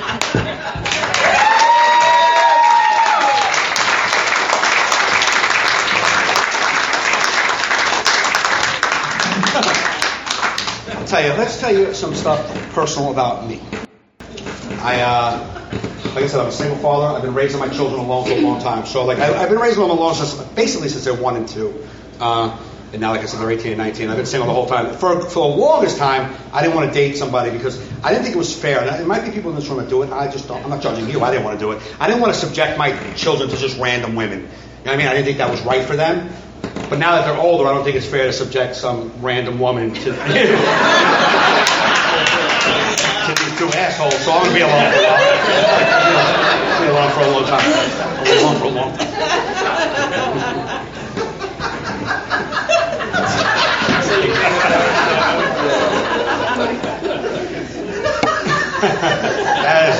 That's how you're supposed to do it, people. You got it. You nailed it.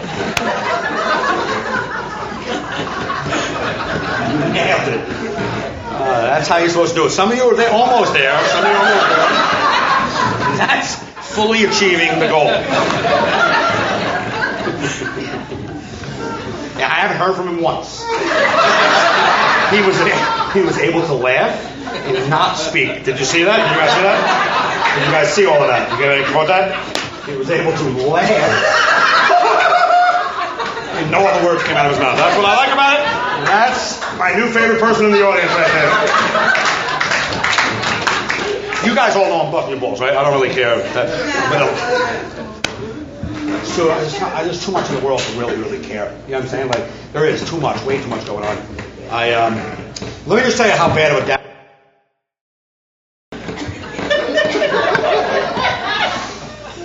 I have like 3 more things, and then I'm out.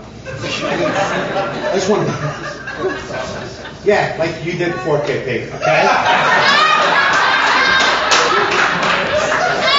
Remember that? Remember that? Just a couple of more things, guys. Remember that? You fucking gym teacher.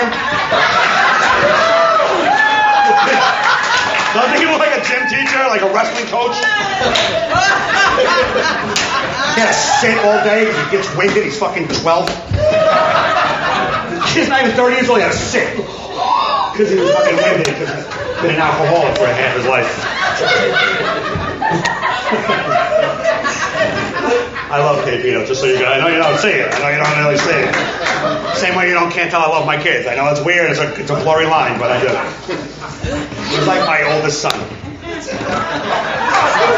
looks like he should be my kid, right? Yeah. He doesn't know what his dad is. It could be me.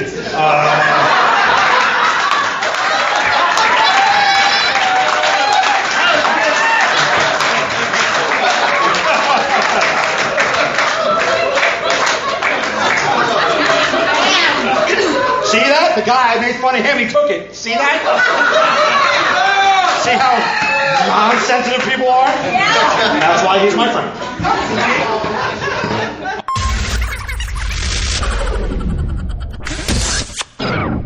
Yeah, that's fucking weird fucking people. So they weren't like heckly and all that shit? And no, they were talky. The one, like I said, the two couples were talking the whole time, and even after I told her to not talk, she went to talk again, and then I gave her the not nice version of "shut the fuck up," and then they were quiet the whole time. It's so weird. Like in the beginning of my set, and the one husband is sitting there, he's in a folding chair, and he's got a bottle of wine, a whole bottle of wine, just kind of like in his crotch, just holding it by the neck of the wine, just kind of laid back with a bottle of wine in his balls, like no cork or nothing. So I was like, you like look like a vision, like you're sitting here, you got a bottle of wine in your ball sack, just sitting. And he like doesn't even know that I'm making fun of that. And then his drunk wife was like, "It's empty, everybody. It's an empty bottle. It's empty." And I'm like, "Yeah. So what? I'm saying that it's the way he's holding it in his balls. Put it down. He's got it like in like a hillbilly would hold a bottle of like three X's on it from like 1922. You know what I'm saying? Like a jug of fucking moonshine in his balls, like just holding it there. Like, it's empty. And she kept saying that, and I was like, so I made fun of her. I was like, "Yeah, guys, I just want you to know my husband would never hold a full bottle of wine in his crotch. He would hold an empty bottle, but we are not full bottle holders." Like fucking relax. And then from that point on, she was like, just shut up, and like her feelings were hurt, and the whole four of them, their feelings were hurt.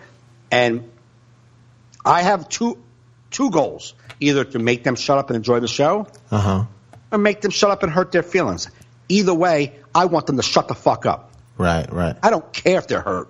There's 80 other people in this room that I care about. I don't give a fuck. Yeah. They just sat there with their pussies on, but everyone else had a good time. And there was one woman right in front row. Everything she related to, she spoke on. And then there was a woman in the back, like second row back. Everything that she thought was sensitive, she would say something out loud. So I would shoot her down all the time. But other than that, like I said, when I did that, those two, even when I made fun of them, were laughing. Yeah. You know what I mean? I heard Judd Apatow's working on a documentary about Gary Shandling. Oh, no, I didn't know that. And he said he has like all these Gary Shandling took like endless journals like after almost like every show. Okay. About shows, and a lot of the journals was dissecting how to deal with hecklers, because he was trying to figure out like the concept, like everything like about hecklers and like how you deal with heckling. Right. So he would like write all these notes and thoughts on heckling, like after he got heckled. And oh, really? So it was very interesting to see Gary Shandling's thing, but he boiled it down how to deal with a heckler, like the perfect way was saying. Talk to the crowd about the person, don't talk to the person. Is the best way to do it. And I started thinking about that after I heard that. I'm like, yeah, whenever it's gone the best for me with a heckler, it's like telling them about them and not going after the person. Right. Because you go after the person, they're like, oh, what a dick. Them and then everybody thinks it's but I was thinking about that. I'm like, what a good observation. Like, I've never had it articulated. Right. You know, after I heard that. Sometimes, but you've never noticed it. You didn't notice why that worked more than something else. Yeah. And then after I heard it, I'm like, oh my God, that's exactly when it does go good. When I'm telling everybody, hey, this asshole's doing this. Right. Or just making fun of what they just did. Like, oh, is that what because we're it doing? takes them out of it, he said. It takes them out of the equation. You're no longer part of this equation. Now it's all of us versus you. Yeah, Because I'm not talking to you. I'm just telling them what you're doing.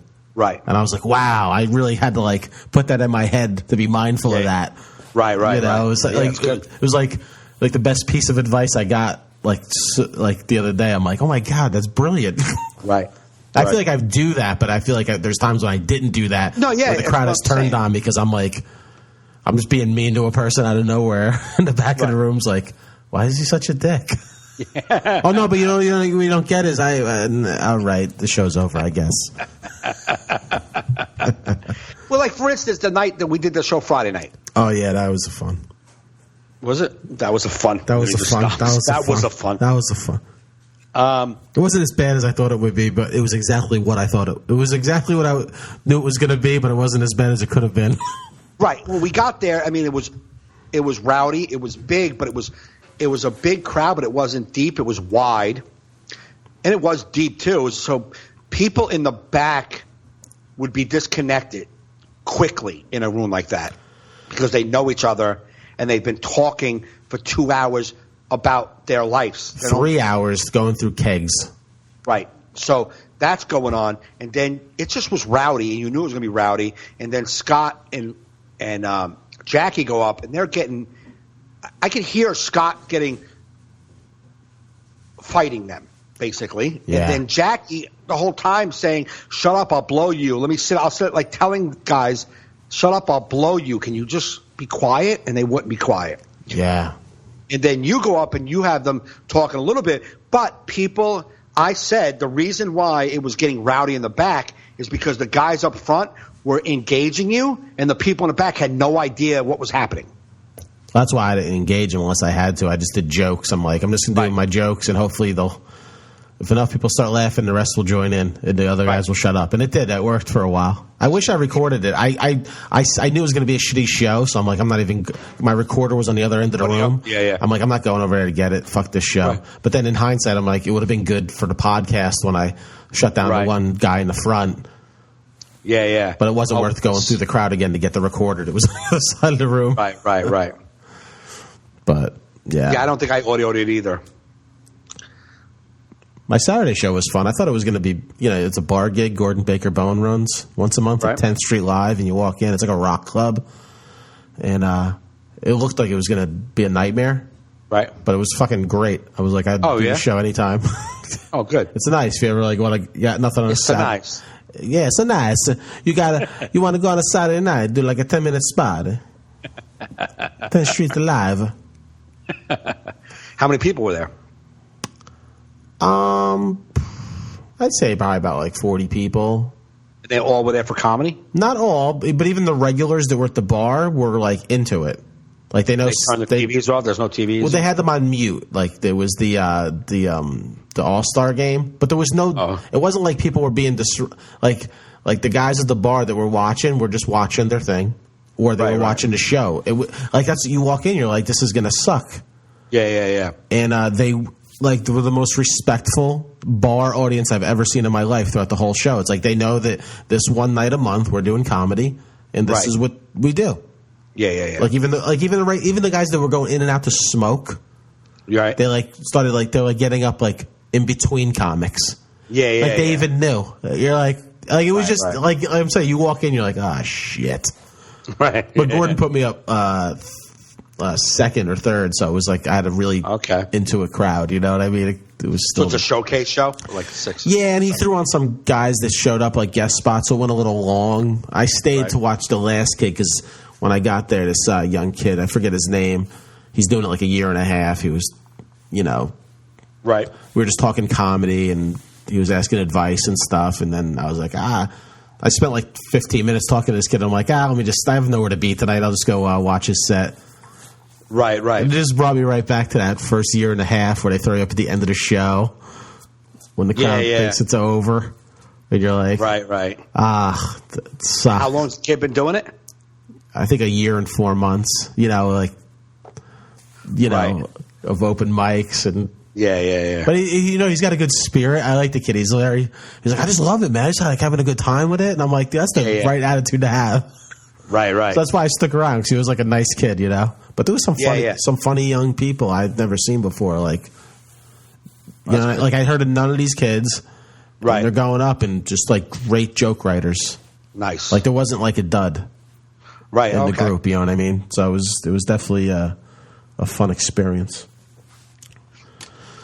Who's that with? KP's doing. He was some good jokes. KP has some good jokes. Oh yeah, KP knows how to write jokes. Yeah, I'm a big fan of Mr. Burke. Yeah, he's a good guy. Good guy. But I just liked his towards his end. Like he was like wrapping up his hour. Like you got 15 minutes, KP. Just got a light.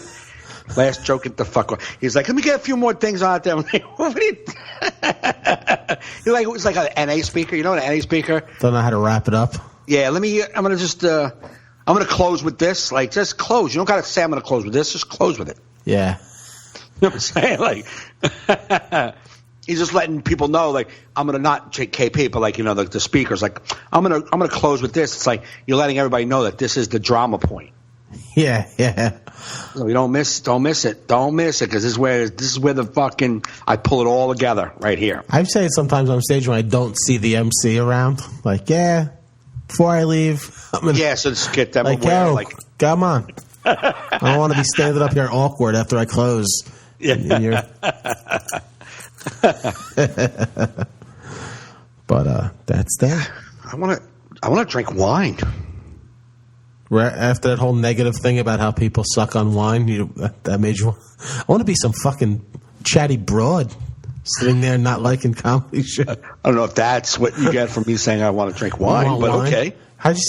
Wine. No, sucks. I wanted to, like, you're there, like I'm in the back with all the vats of wine. Like, there's the one thing. We're talking to Frank the other day, and he's like, do you?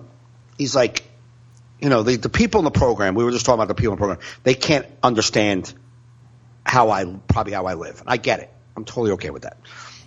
He's like, you know, because they, you know, in the beginning and for a while, these people, he goes, I was urging all the time. So like I couldn't, like I always thought about it. He's like, I'm not like that anymore. I don't think about it. But he goes, do you think about it at all? I'm like, I don't think about getting high at all. The only thing I think about is wine. Like once in a while, like if I ever have a thought of drinking, I'm always like, oh, I'd like to have a glass of wine. And the reason is because I never had a glass of wine. And Frank's like, oh, because he goes, you didn't drink a lot? I'm like, I drank. I was a crackhead, man. I drank fucking Southern Comfort. I drank tequila. I drank beer. You know what I'm saying? And I smoked crack. I never had a glass of fucking vino. Like, I never had that. Nah.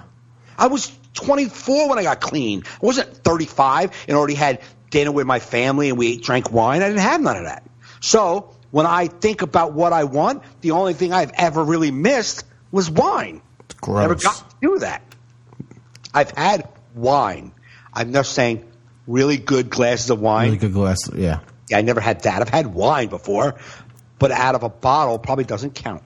I think about drinking like one time a year, and it's usually if I'm at like a Yankee game and it's sunny out. You're like, yeah. I just feel like, yeah. No, I get it. Or like a tailgate at a concert, like just these certain moments. You're like, I just want one. I don't want my Powerade. I want fuck. Yeah. Or I think about smoking pot. Like if I like fall or like early spring, I'm out in my backyard at the fire pit. I'm just chilling. Like fall, early spring, you know, summer. Sometimes if it's where it's like crisp air, where it's crisp, it's like chilly air. You're like, I want to be stoned right now. It just feels like the right time. Fire, fucking nature and shit. Right, but you see, you have moments that my thing is, like I said, do I want a beer? Yeah, once, like you said, like out on a summer day and you see someone else crack open a bottle of beer, you're like, that'd be pretty cool. My mouth is watering now. Yeah, but it's only once in a blue moon for that. Right. My reoccurring thought every 8 weeks, if I was to think about something, I'd be like, oh, a glass of wine. And then I'm done with it. I don't think about it anymore. Yeah. I think about beer, then I see KP. I'm like, I shouldn't drink beer ever.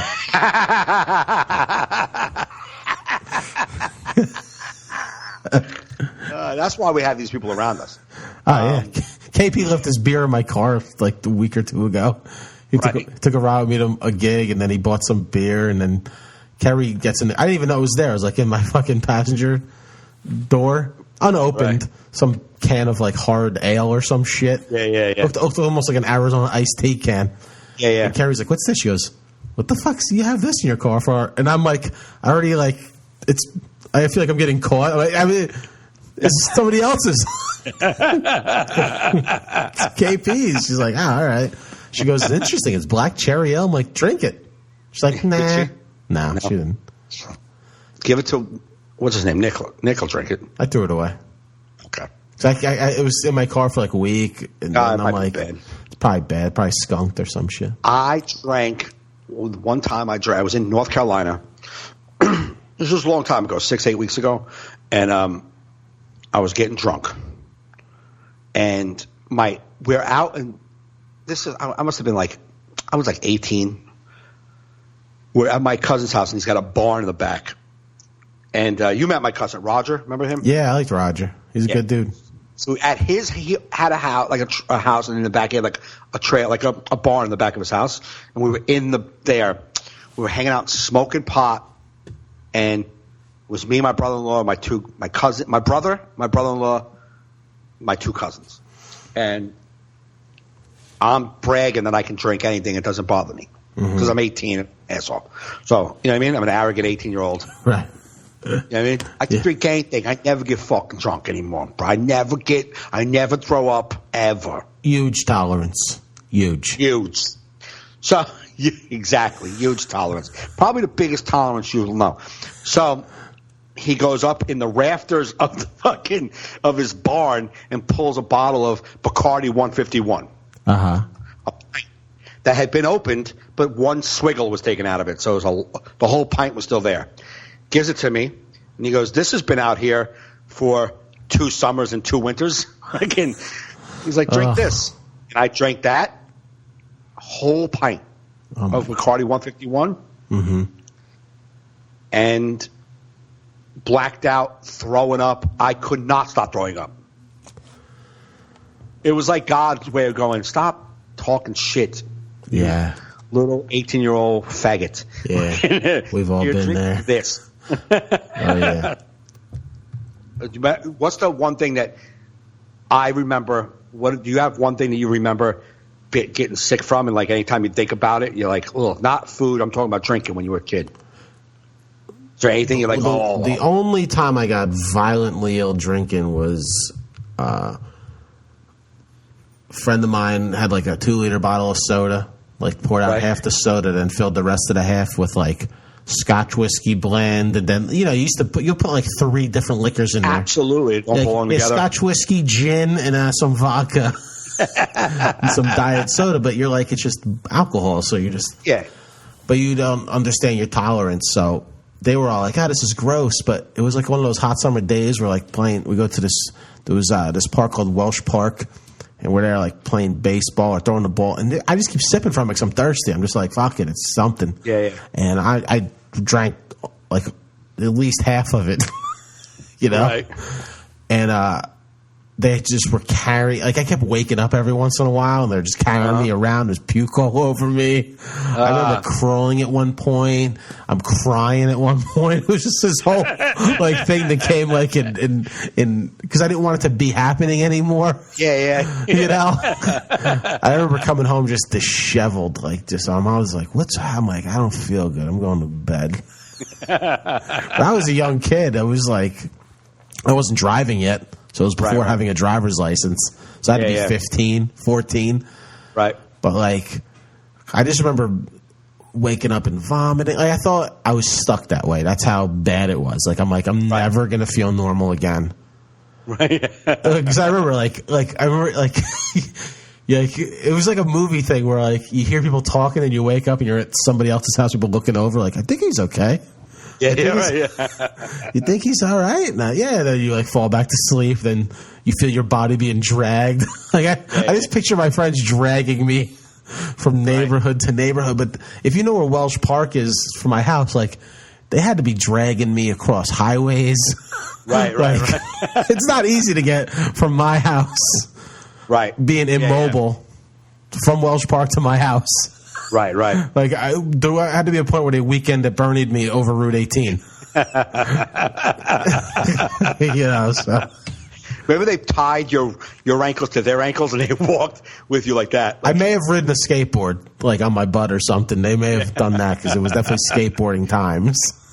I wish to see those were times if there was cell phone video. That would have been a great video to have because that would have been viral as fuck, getting me from that park to not die than to get him home.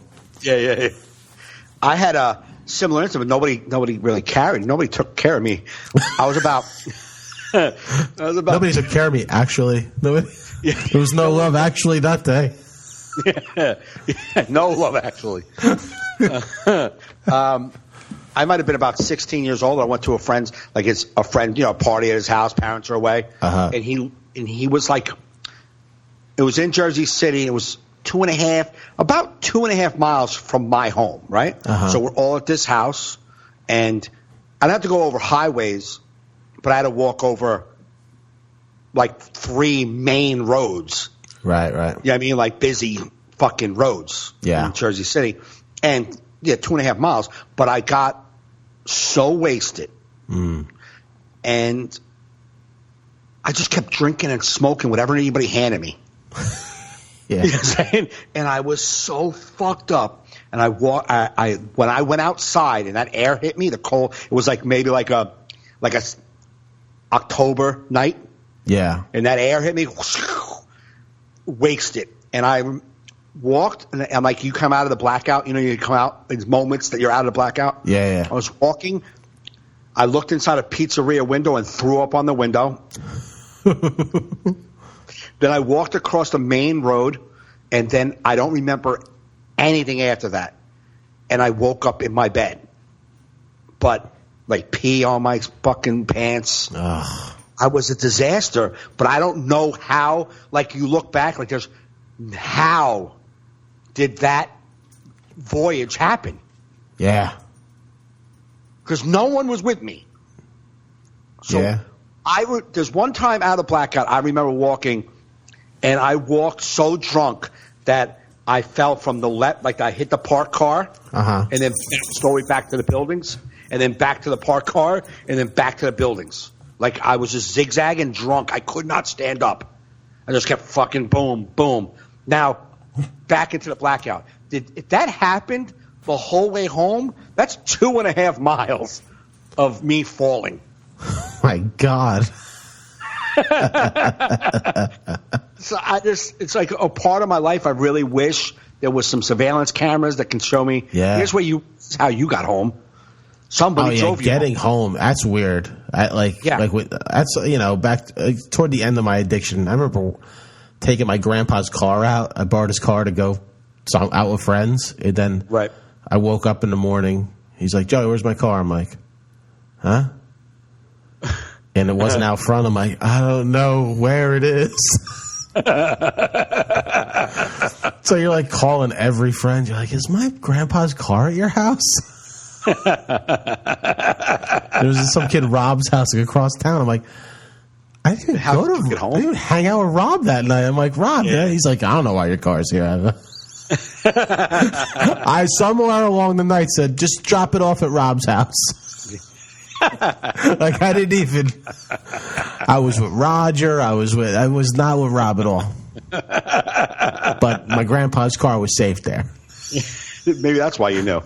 I definitely won't be at Rob's house. So put it there. Won't be at Rob's house. Rob didn't even know that was my car because it was my grandpa's car. It was just some brown car in front of the house. Let's go back to that thought process of what made me bring it there. Yeah. Did you drink and drive a lot? Because I didn't. I didn't get wasted and drive at all. Oh, I got high. I've tripped and drive. I've angel dust and drive. Drunk. Oh, drunk. No, I've done drunk driving. I got pulled over with it once. So I didn't get in trouble, though. I talked the cop out of it. Well, I gave him my father's. I was so wasted. I got in a car, so wasted, and the cops. I was just turned 20 years old, I shouldn't even been drinking. In the cops, I pull out like every cop card my dad gave me. I was like, "That's my daddy." I was wasted. And the cop was like, "Pull over that gas station right there and fucking sleep that off." Yeah. And I was like, "Okay." And it was like 2 a.m, right? And I passed out in a gas station and woke up to ding ding, like when people are pulling over. Yeah. That's when I woke up to ding ding. I was like, what the fuck? And I looked around, and there's like people around me. It's like 7 o'clock in the morning. People like functioning to go to work, filling up their gas tank, and I'm just laying there. And that was the only time that I ever drank that much and drove. I got my brother's license with my picture on it back when you can do that pretty easily. Like when you can go to DMV and just like tell them who you are. Yeah. Pre 9/11. Thanks a lot. And I remember going, because none of my friends had a fake ID, so I was like, I want to drink. So I knew they were all going to be hanging at this girl Dawn's house. So I was like, I went to this Club 516 in Old Bridge, Go-Go Bar. So I'm like, if I'm going to fucking drink, I might as well see some broads, fucking. Yeah. So, typical like young kid ordering, I'll have kamikaze, like all these fancy drinks. Like everyone else. Give me a lemon ball. Every other patron there's like got a beer. Yeah. I'm just all these things. So I get a couple. I feel let me get a couple drinks. Then by the time I drive to Dawn's, it'll be hitting me. So I get there. It worked out good. I get to Dawn's. I'm just starting to feel my buzz, but then they have more beers and they're drinking. Right. To the point where I even forgot that I even like went to the bar and like did this whole that I even had this fake ID. It was just right. I think I must have hid the fake ID under my back seat and had my real ID in my pocket. This is right. I mean, I did do that. I don't remember consciously doing that. I don't remember doing it, but that's because I remember sitting outside of Dawn's house in my car. It's fucking winter time. I'm freezing my balls off, waiting to not be drunk. Right. Because I remember my dad telling me, if you're in your car drunk and the keys are in the car, you can get drunk driving even if you're parked. So I said. So that's why I didn't have I had the keys outside of my car on the grass. So I'm like, I can't. It's fucking too cold. And it's like the other side of town. I'm like, I ain't walking home. I'll die of permafrost fucking bite or whatever. It fucking not permafrost, but go on. and I'm fucking. So I was like, fuck it. Let me turn the heat on, get warm, and then I'm like, I see a cop go by. I'm like, oh fuck. Go. So I'm like, listen, man, I got to be warm. If I'm going to get drunk driving anyway, I might as well just see how good of a driver I am. Drunk. Right. Like, if they're going to get me anyway. So I'm doing pretty good. Like, I start driving. I'm like, most drunk guys think this, but go on. But, like, so if you're going up Route 18, so, like, Dawn lives on the other side of town. So I go and I'm up Route 18. I get to the jug handle by my house, Racetrack Road, and I'm literally so close to my house. Like, so close. So I'm at the light and I'm fucking Metallica's on. I'm fucking headbang. I'm into it, man. I'm feeling good. You're good. And I didn't even know I got pulled over. Right? So I think I'm at a red light. All of a sudden, there's a guy knocking at my door. I'm like, I turn and he's doing the fucking roll your window down. Yeah. And I'm like headbanging him. And I turn it down. I'm like, he's like, whoa, it smells like a brewery in here. I'm like, hey. He's like, what do you say to that? You're just like, he's like, when was your last drink? I was like, oh, earlier in the night. He's like, you old enough to drink? I'm like, no, I'm sorry. And he's like, all right, get out of the car. He's like, I can get you just for underage drinking, even if you're not drunk right now. I don't have to breathalyze you. I can just take you in. I'm like, yeah. I'm like, my house is like right there, man. I'm like, my mom works for the town. He's like, who? I'm like, Marianne. She works in the parks department. He's like, oh, yeah, I know Marianne. I'm like, oh, yeah. And then he's like, go sit over there on the curb. I'm like, all right. So he did give me a nice that he knows Marianne, but he's still searching my car. So I'm like, I know I have no drugs on me, but I'm like, God, I hope there's no like roach or fucking. You don't know what could be in the back of a sloppy drug addict's car. No, I'm a good enough drug addict where I don't lose good quantities of drugs. There's not a lot of drugs back there. That I can tell you. Very small amounts if I have. So he comes out. He's like, That's when he finds the ID in the back. He's like, I found this in the back seat. So who are you, Joe Fernandez or Mike Fernandez? And I'm like, depends on how much trouble I'm in, I guess. Which one doesn't go to jail? And he's like, oh, you think you're funny? I was like, I was trying to a little levity, I figure. We're all in trouble tonight. I figure it ain't going to hurt me. So he's like, you're Marianne's son? I'm like, yeah. He's like, where do you, he's like, oh, you live at Stewart Drive? I'm like, yeah, it's right there. Right. It's right there. He's like, yeah, you were swerving a lot. I'm like, all right. And so he goes, how about all right, get in your car. I'm going to go in front of you. You're going to follow me to your house. Just go slow. So Perfect. We follow, and we're out in front of the house. And it's late. And I'm like, you're not going to wake up my mom, are you? He's like, well, I was going to. I'm like, don't wake her up. Right. And he's like, all right. And then he's like, I could take you in for this at any time. That's what he told. You don't know these laws as a kid. He's like, he goes, so I'm gonna come talk to you. I'm gonna come talk to you and your mom tomorrow. I'm like, all right, yeah, fine, sure, right. Thank you, sir. So I go up and whatever, and they don't come. So I think I'm like over it. Right. You know what I mean? So then I get pulled over one day by this landscaping vehicle. Right? There's a cops, like, there's a landscaping vehicle with a red light in it. It's a landscaping truck, and I'm like, wow. am I supposed to pull over? Like, I don't know. So I just pull over, and the cops come out with, like, they're dressed like landscapers, but they have the fucking necklace things. And they're like, Joe Fernandez. They're like, yeah, like, meet us at East Brunswick Police Station in a half an hour. I was like, what the fuck? Oh, boy. Do I go there? So I called my mother. I'm like, hey, Mom, I don't know what to do. These policemen in the landscaping truck want me to go to the police station. Because I'm still a minor at this point. Yeah. And so I was like, will you go with me? Because this don't seem right. Right. So she comes with me. And that's when she learns about it. The cop's in there. We call it Joe drunk. They're like, we can still bring charges against them for drunken driving. Right. So at the time, there was some dude in Spotswood, like some older guy that was like involved with some young kids in town that were like with cocaine or something. And they knew I was like friend, and they're like, "Will you go? We want to. Will you help us get this guy?" Right. And I'm like in this interrogation with my mother. I'm like, I don't know about to fucking help you get nobody. I don't even know that guy. That's not a guy. Right. Yeah. Well, that's why we want to use you. We could say you work for the landscaping company.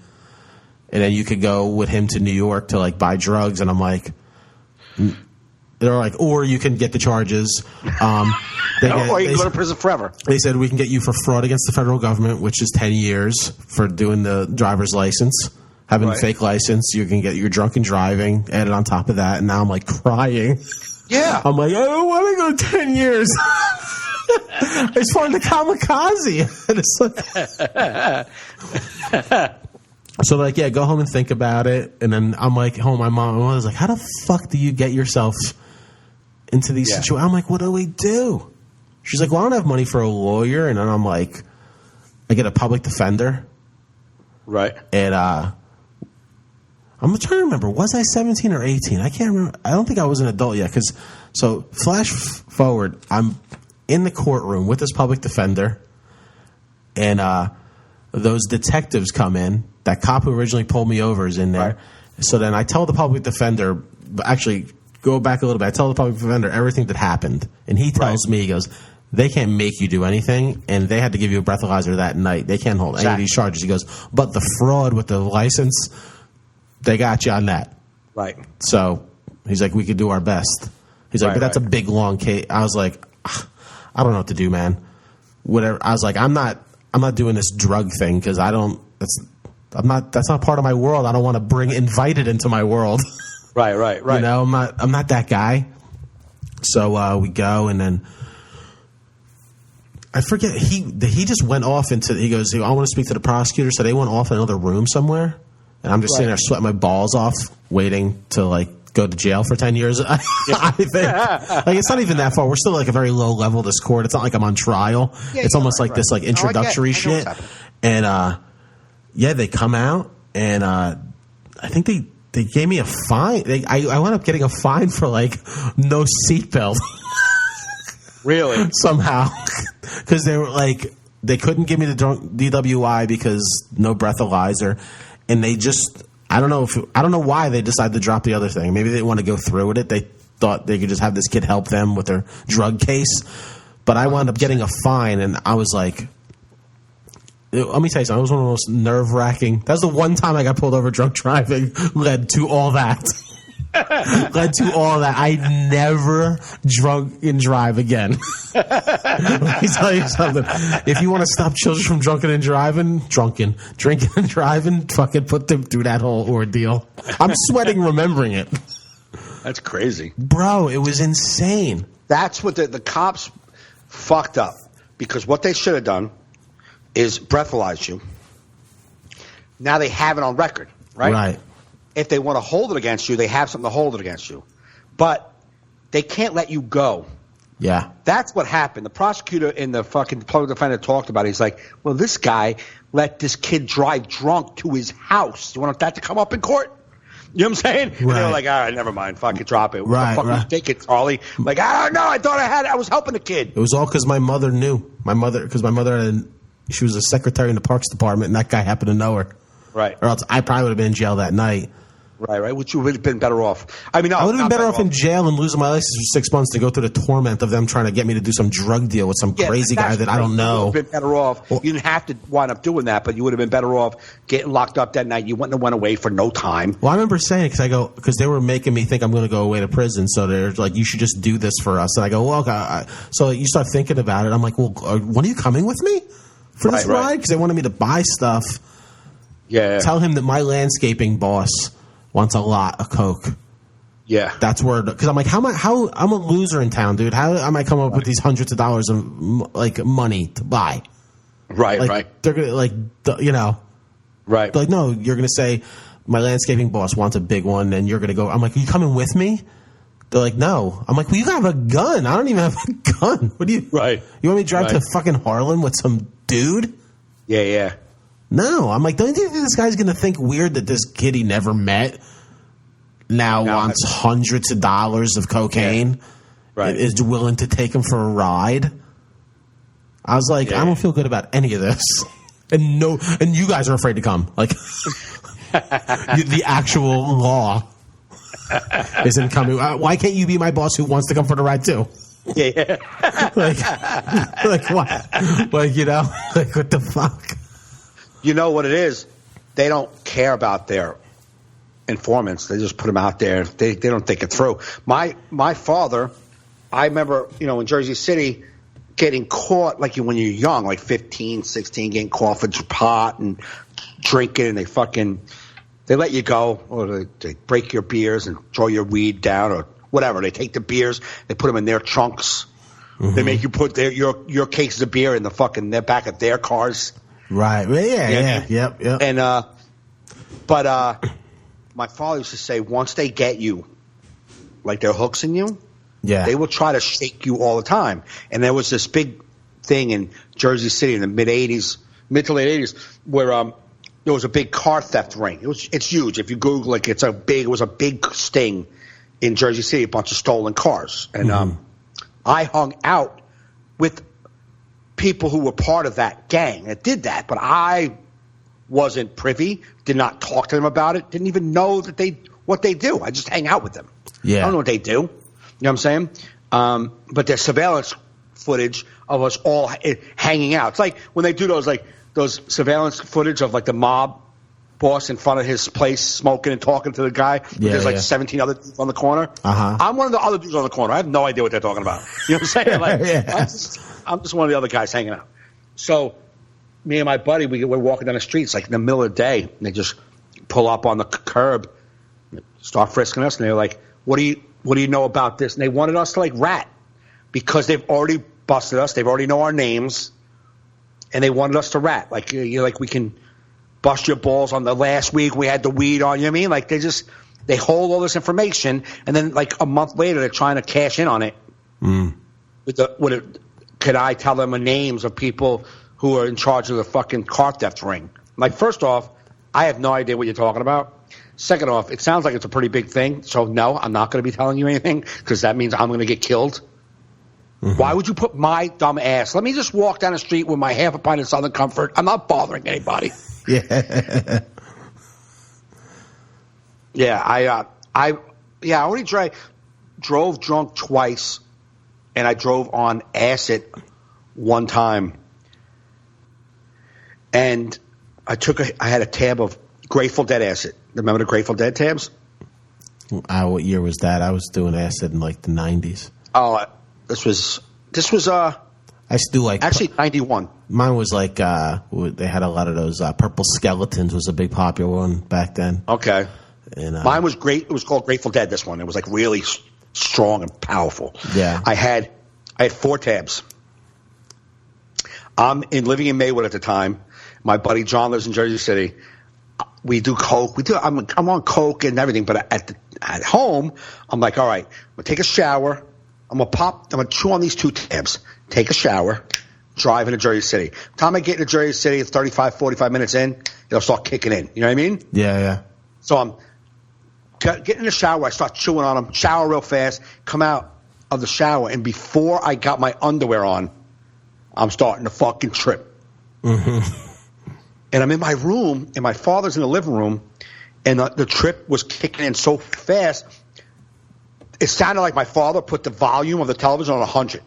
It just got so loud. Right. I was like, yo, Dad, what the fuck you doing with that television? He's like, what are you talking about? Like everything just got so sensitive. So then I get in the car, and I was driving my mom's car. My mom had a 1990 Buick Regal. Mm-hmm. And it was like kind of like, 2-door, and the inside the dashboard was like really crazy lit up. It felt like a rocket ship. Mm. And I had to drive from Maywood to Jersey City, and now I'm tripping on 2 tabs of serious acid. And I'm driving, and as I'm driving, my hands and arms kept disappearing, like would melt into the fucking steering wheel and just go away. And I was like, ah! I had to slap my arms to make sure they were still there. Oh, man. And I did that ride to Jersey City to my friend's house.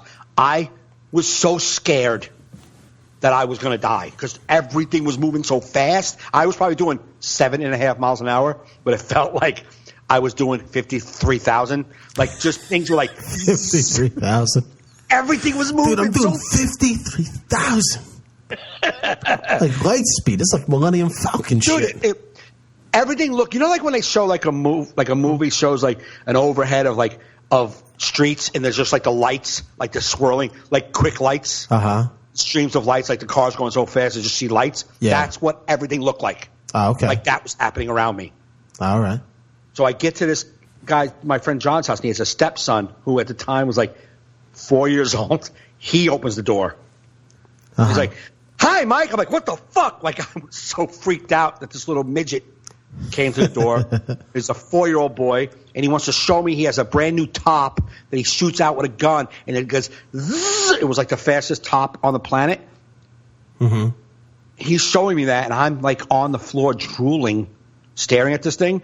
And then they like my friend John and his wife realized that I'm probably not in a condition to be around children. You think? But then they put me aside. But I can't believe, like, everything, when I was driving, everything was going away. Like, my legs were going, like, melting into the seat. Like, I'm just so, like, that was the scariest time. That was the last time I did acid, too. I was like, I'm not ever. Yeah. But, like, drinking and driving is something I just was always, like, afraid to do. I just felt like I'll get pulled over immediately. Yeah. Yeah, like I said, that was the last, and that's actually yesterday we were talking about drinking stories. My mother-in-law's birthday party we had at my house, and right. I don't know how drinking got up, but we were telling Justin about stupid things we did when we were kids, and I was telling him a funny story of I was at it was this dude Pete who used to always have these house parties in my town, right? And the police came to break it up one night. Right. We're all drunk, and he lines us up by at a party. Remember the party bowl? It was it wasn't a keg. It was like those plastic party bowl. It was a beer bowl. Beer ball, yeah. Yeah. I had one in my back seat, like on the back floor of my car. Like I was transporting from another party to this party. Then I took it out. I got to Pete's house and I take the ball off out like right before the cops get there. But I'm already kind of drunk. I think somebody else was driving my car. Right. And so the cops get there and he's like, whose beer ball is this? I'm like, I don't know. And he looks at the back of my car. There's like a white circle, like a wet circle, like right like where your ball was. He's like, it wasn't here. I'm like, I don't even know. They lined a bunch of us up on the grass, like on the sidewalk, and he's like on the other. I said, there's 10 kids. I'm the last one of the last ones, and he's like, I'm going down the line. Whoever smells like alcohol is coming in tonight. You guys are all underage. So as he's smelling everybody's breath, I'm eating grass on the end. So I start eating grass, but you're drunk. You're grabbing too hard, 'cause you're drunk. So I'm getting dirt in my mouth. Oh my God. So all of a sudden, another cop goes, "What is it?" I guess they thought I was swallowing drugs or something. They go, "What do you have in your mouth? What do you have in your mouth? Spit it out, spit it out." And I'm just like spitting out dirt and grass. And the guy, he's got the flashlight in my mouth. And he goes, "What are you doing?" I go, "He's like, you eating grass?" I'm like, "Yeah." He's like, "What's wrong with you?" And I was just like, I don't know, man. Like, we can't smell it on you, but we know you're fucked up. They wound up taking none of us in for being drunk. They just wanted to scare us. Yeah. That's what cops did a lot. They just like scare you, but it scared me enough to put all the dirt and fucking grass clippings in my face. I was just sitting there. It was like I'm sitting there now. They're talking to us, and I don't even have like a beverage. I'm just sitting there with rocks in my mouth, like leftover dirt residue. Just like everyone else is probably feeling great. And I'm like, can I get some water or something? That just shows the level of pussy you are. Like the thought of jail. Like, I'm the same way. Like, and the thought of going to jail would make you put dirt in your mouth, even though you're not going to jail. And all the other guys, like, we're not going to jail, you pussy. Like, eat dirt. Like, we're not eating dirt, man. I always thought if I ever wrote like a short about like those old stories of mine, that would be a funny scene. Just this dude maniacally throwing fucking grass and dirt in his mouth. Me and my buddy Tommy, in the park in Jersey City, in the Persian Field, there was this big bleachers. They like these concrete bleachers. They used to do a lot of big games in this park. So they had these big concrete bleachers, and everybody would sit on them. It was like Saturday, 2:00 in the afternoon. If you sit in the bleachers, there's like a track right in front of the bleachers, and in the middle of the track was like a little patch of grass. And so you put your beers in the patch of grass and sit up on the bleachers, and you run down and you grab your beer and you go back up and drink it on the bleacher. Yeah. So on top of the bleachers, you can look over the back and you see the street behind it. So someone was up there and was like, "Yo, 5-0, 5-0," and they were pulling into the park. But me and Tommy looked like on one way of the park, and we're like panicking with our beer bottles in our hand, like, where are we going to put this? And the cop was standing behind us. Okay. Like, we were looking in the complete wrong direction. Oh. Everyone else had calmed down. Me and panicky Tommy were like, where? And the cop was like, right here. Hey, stop.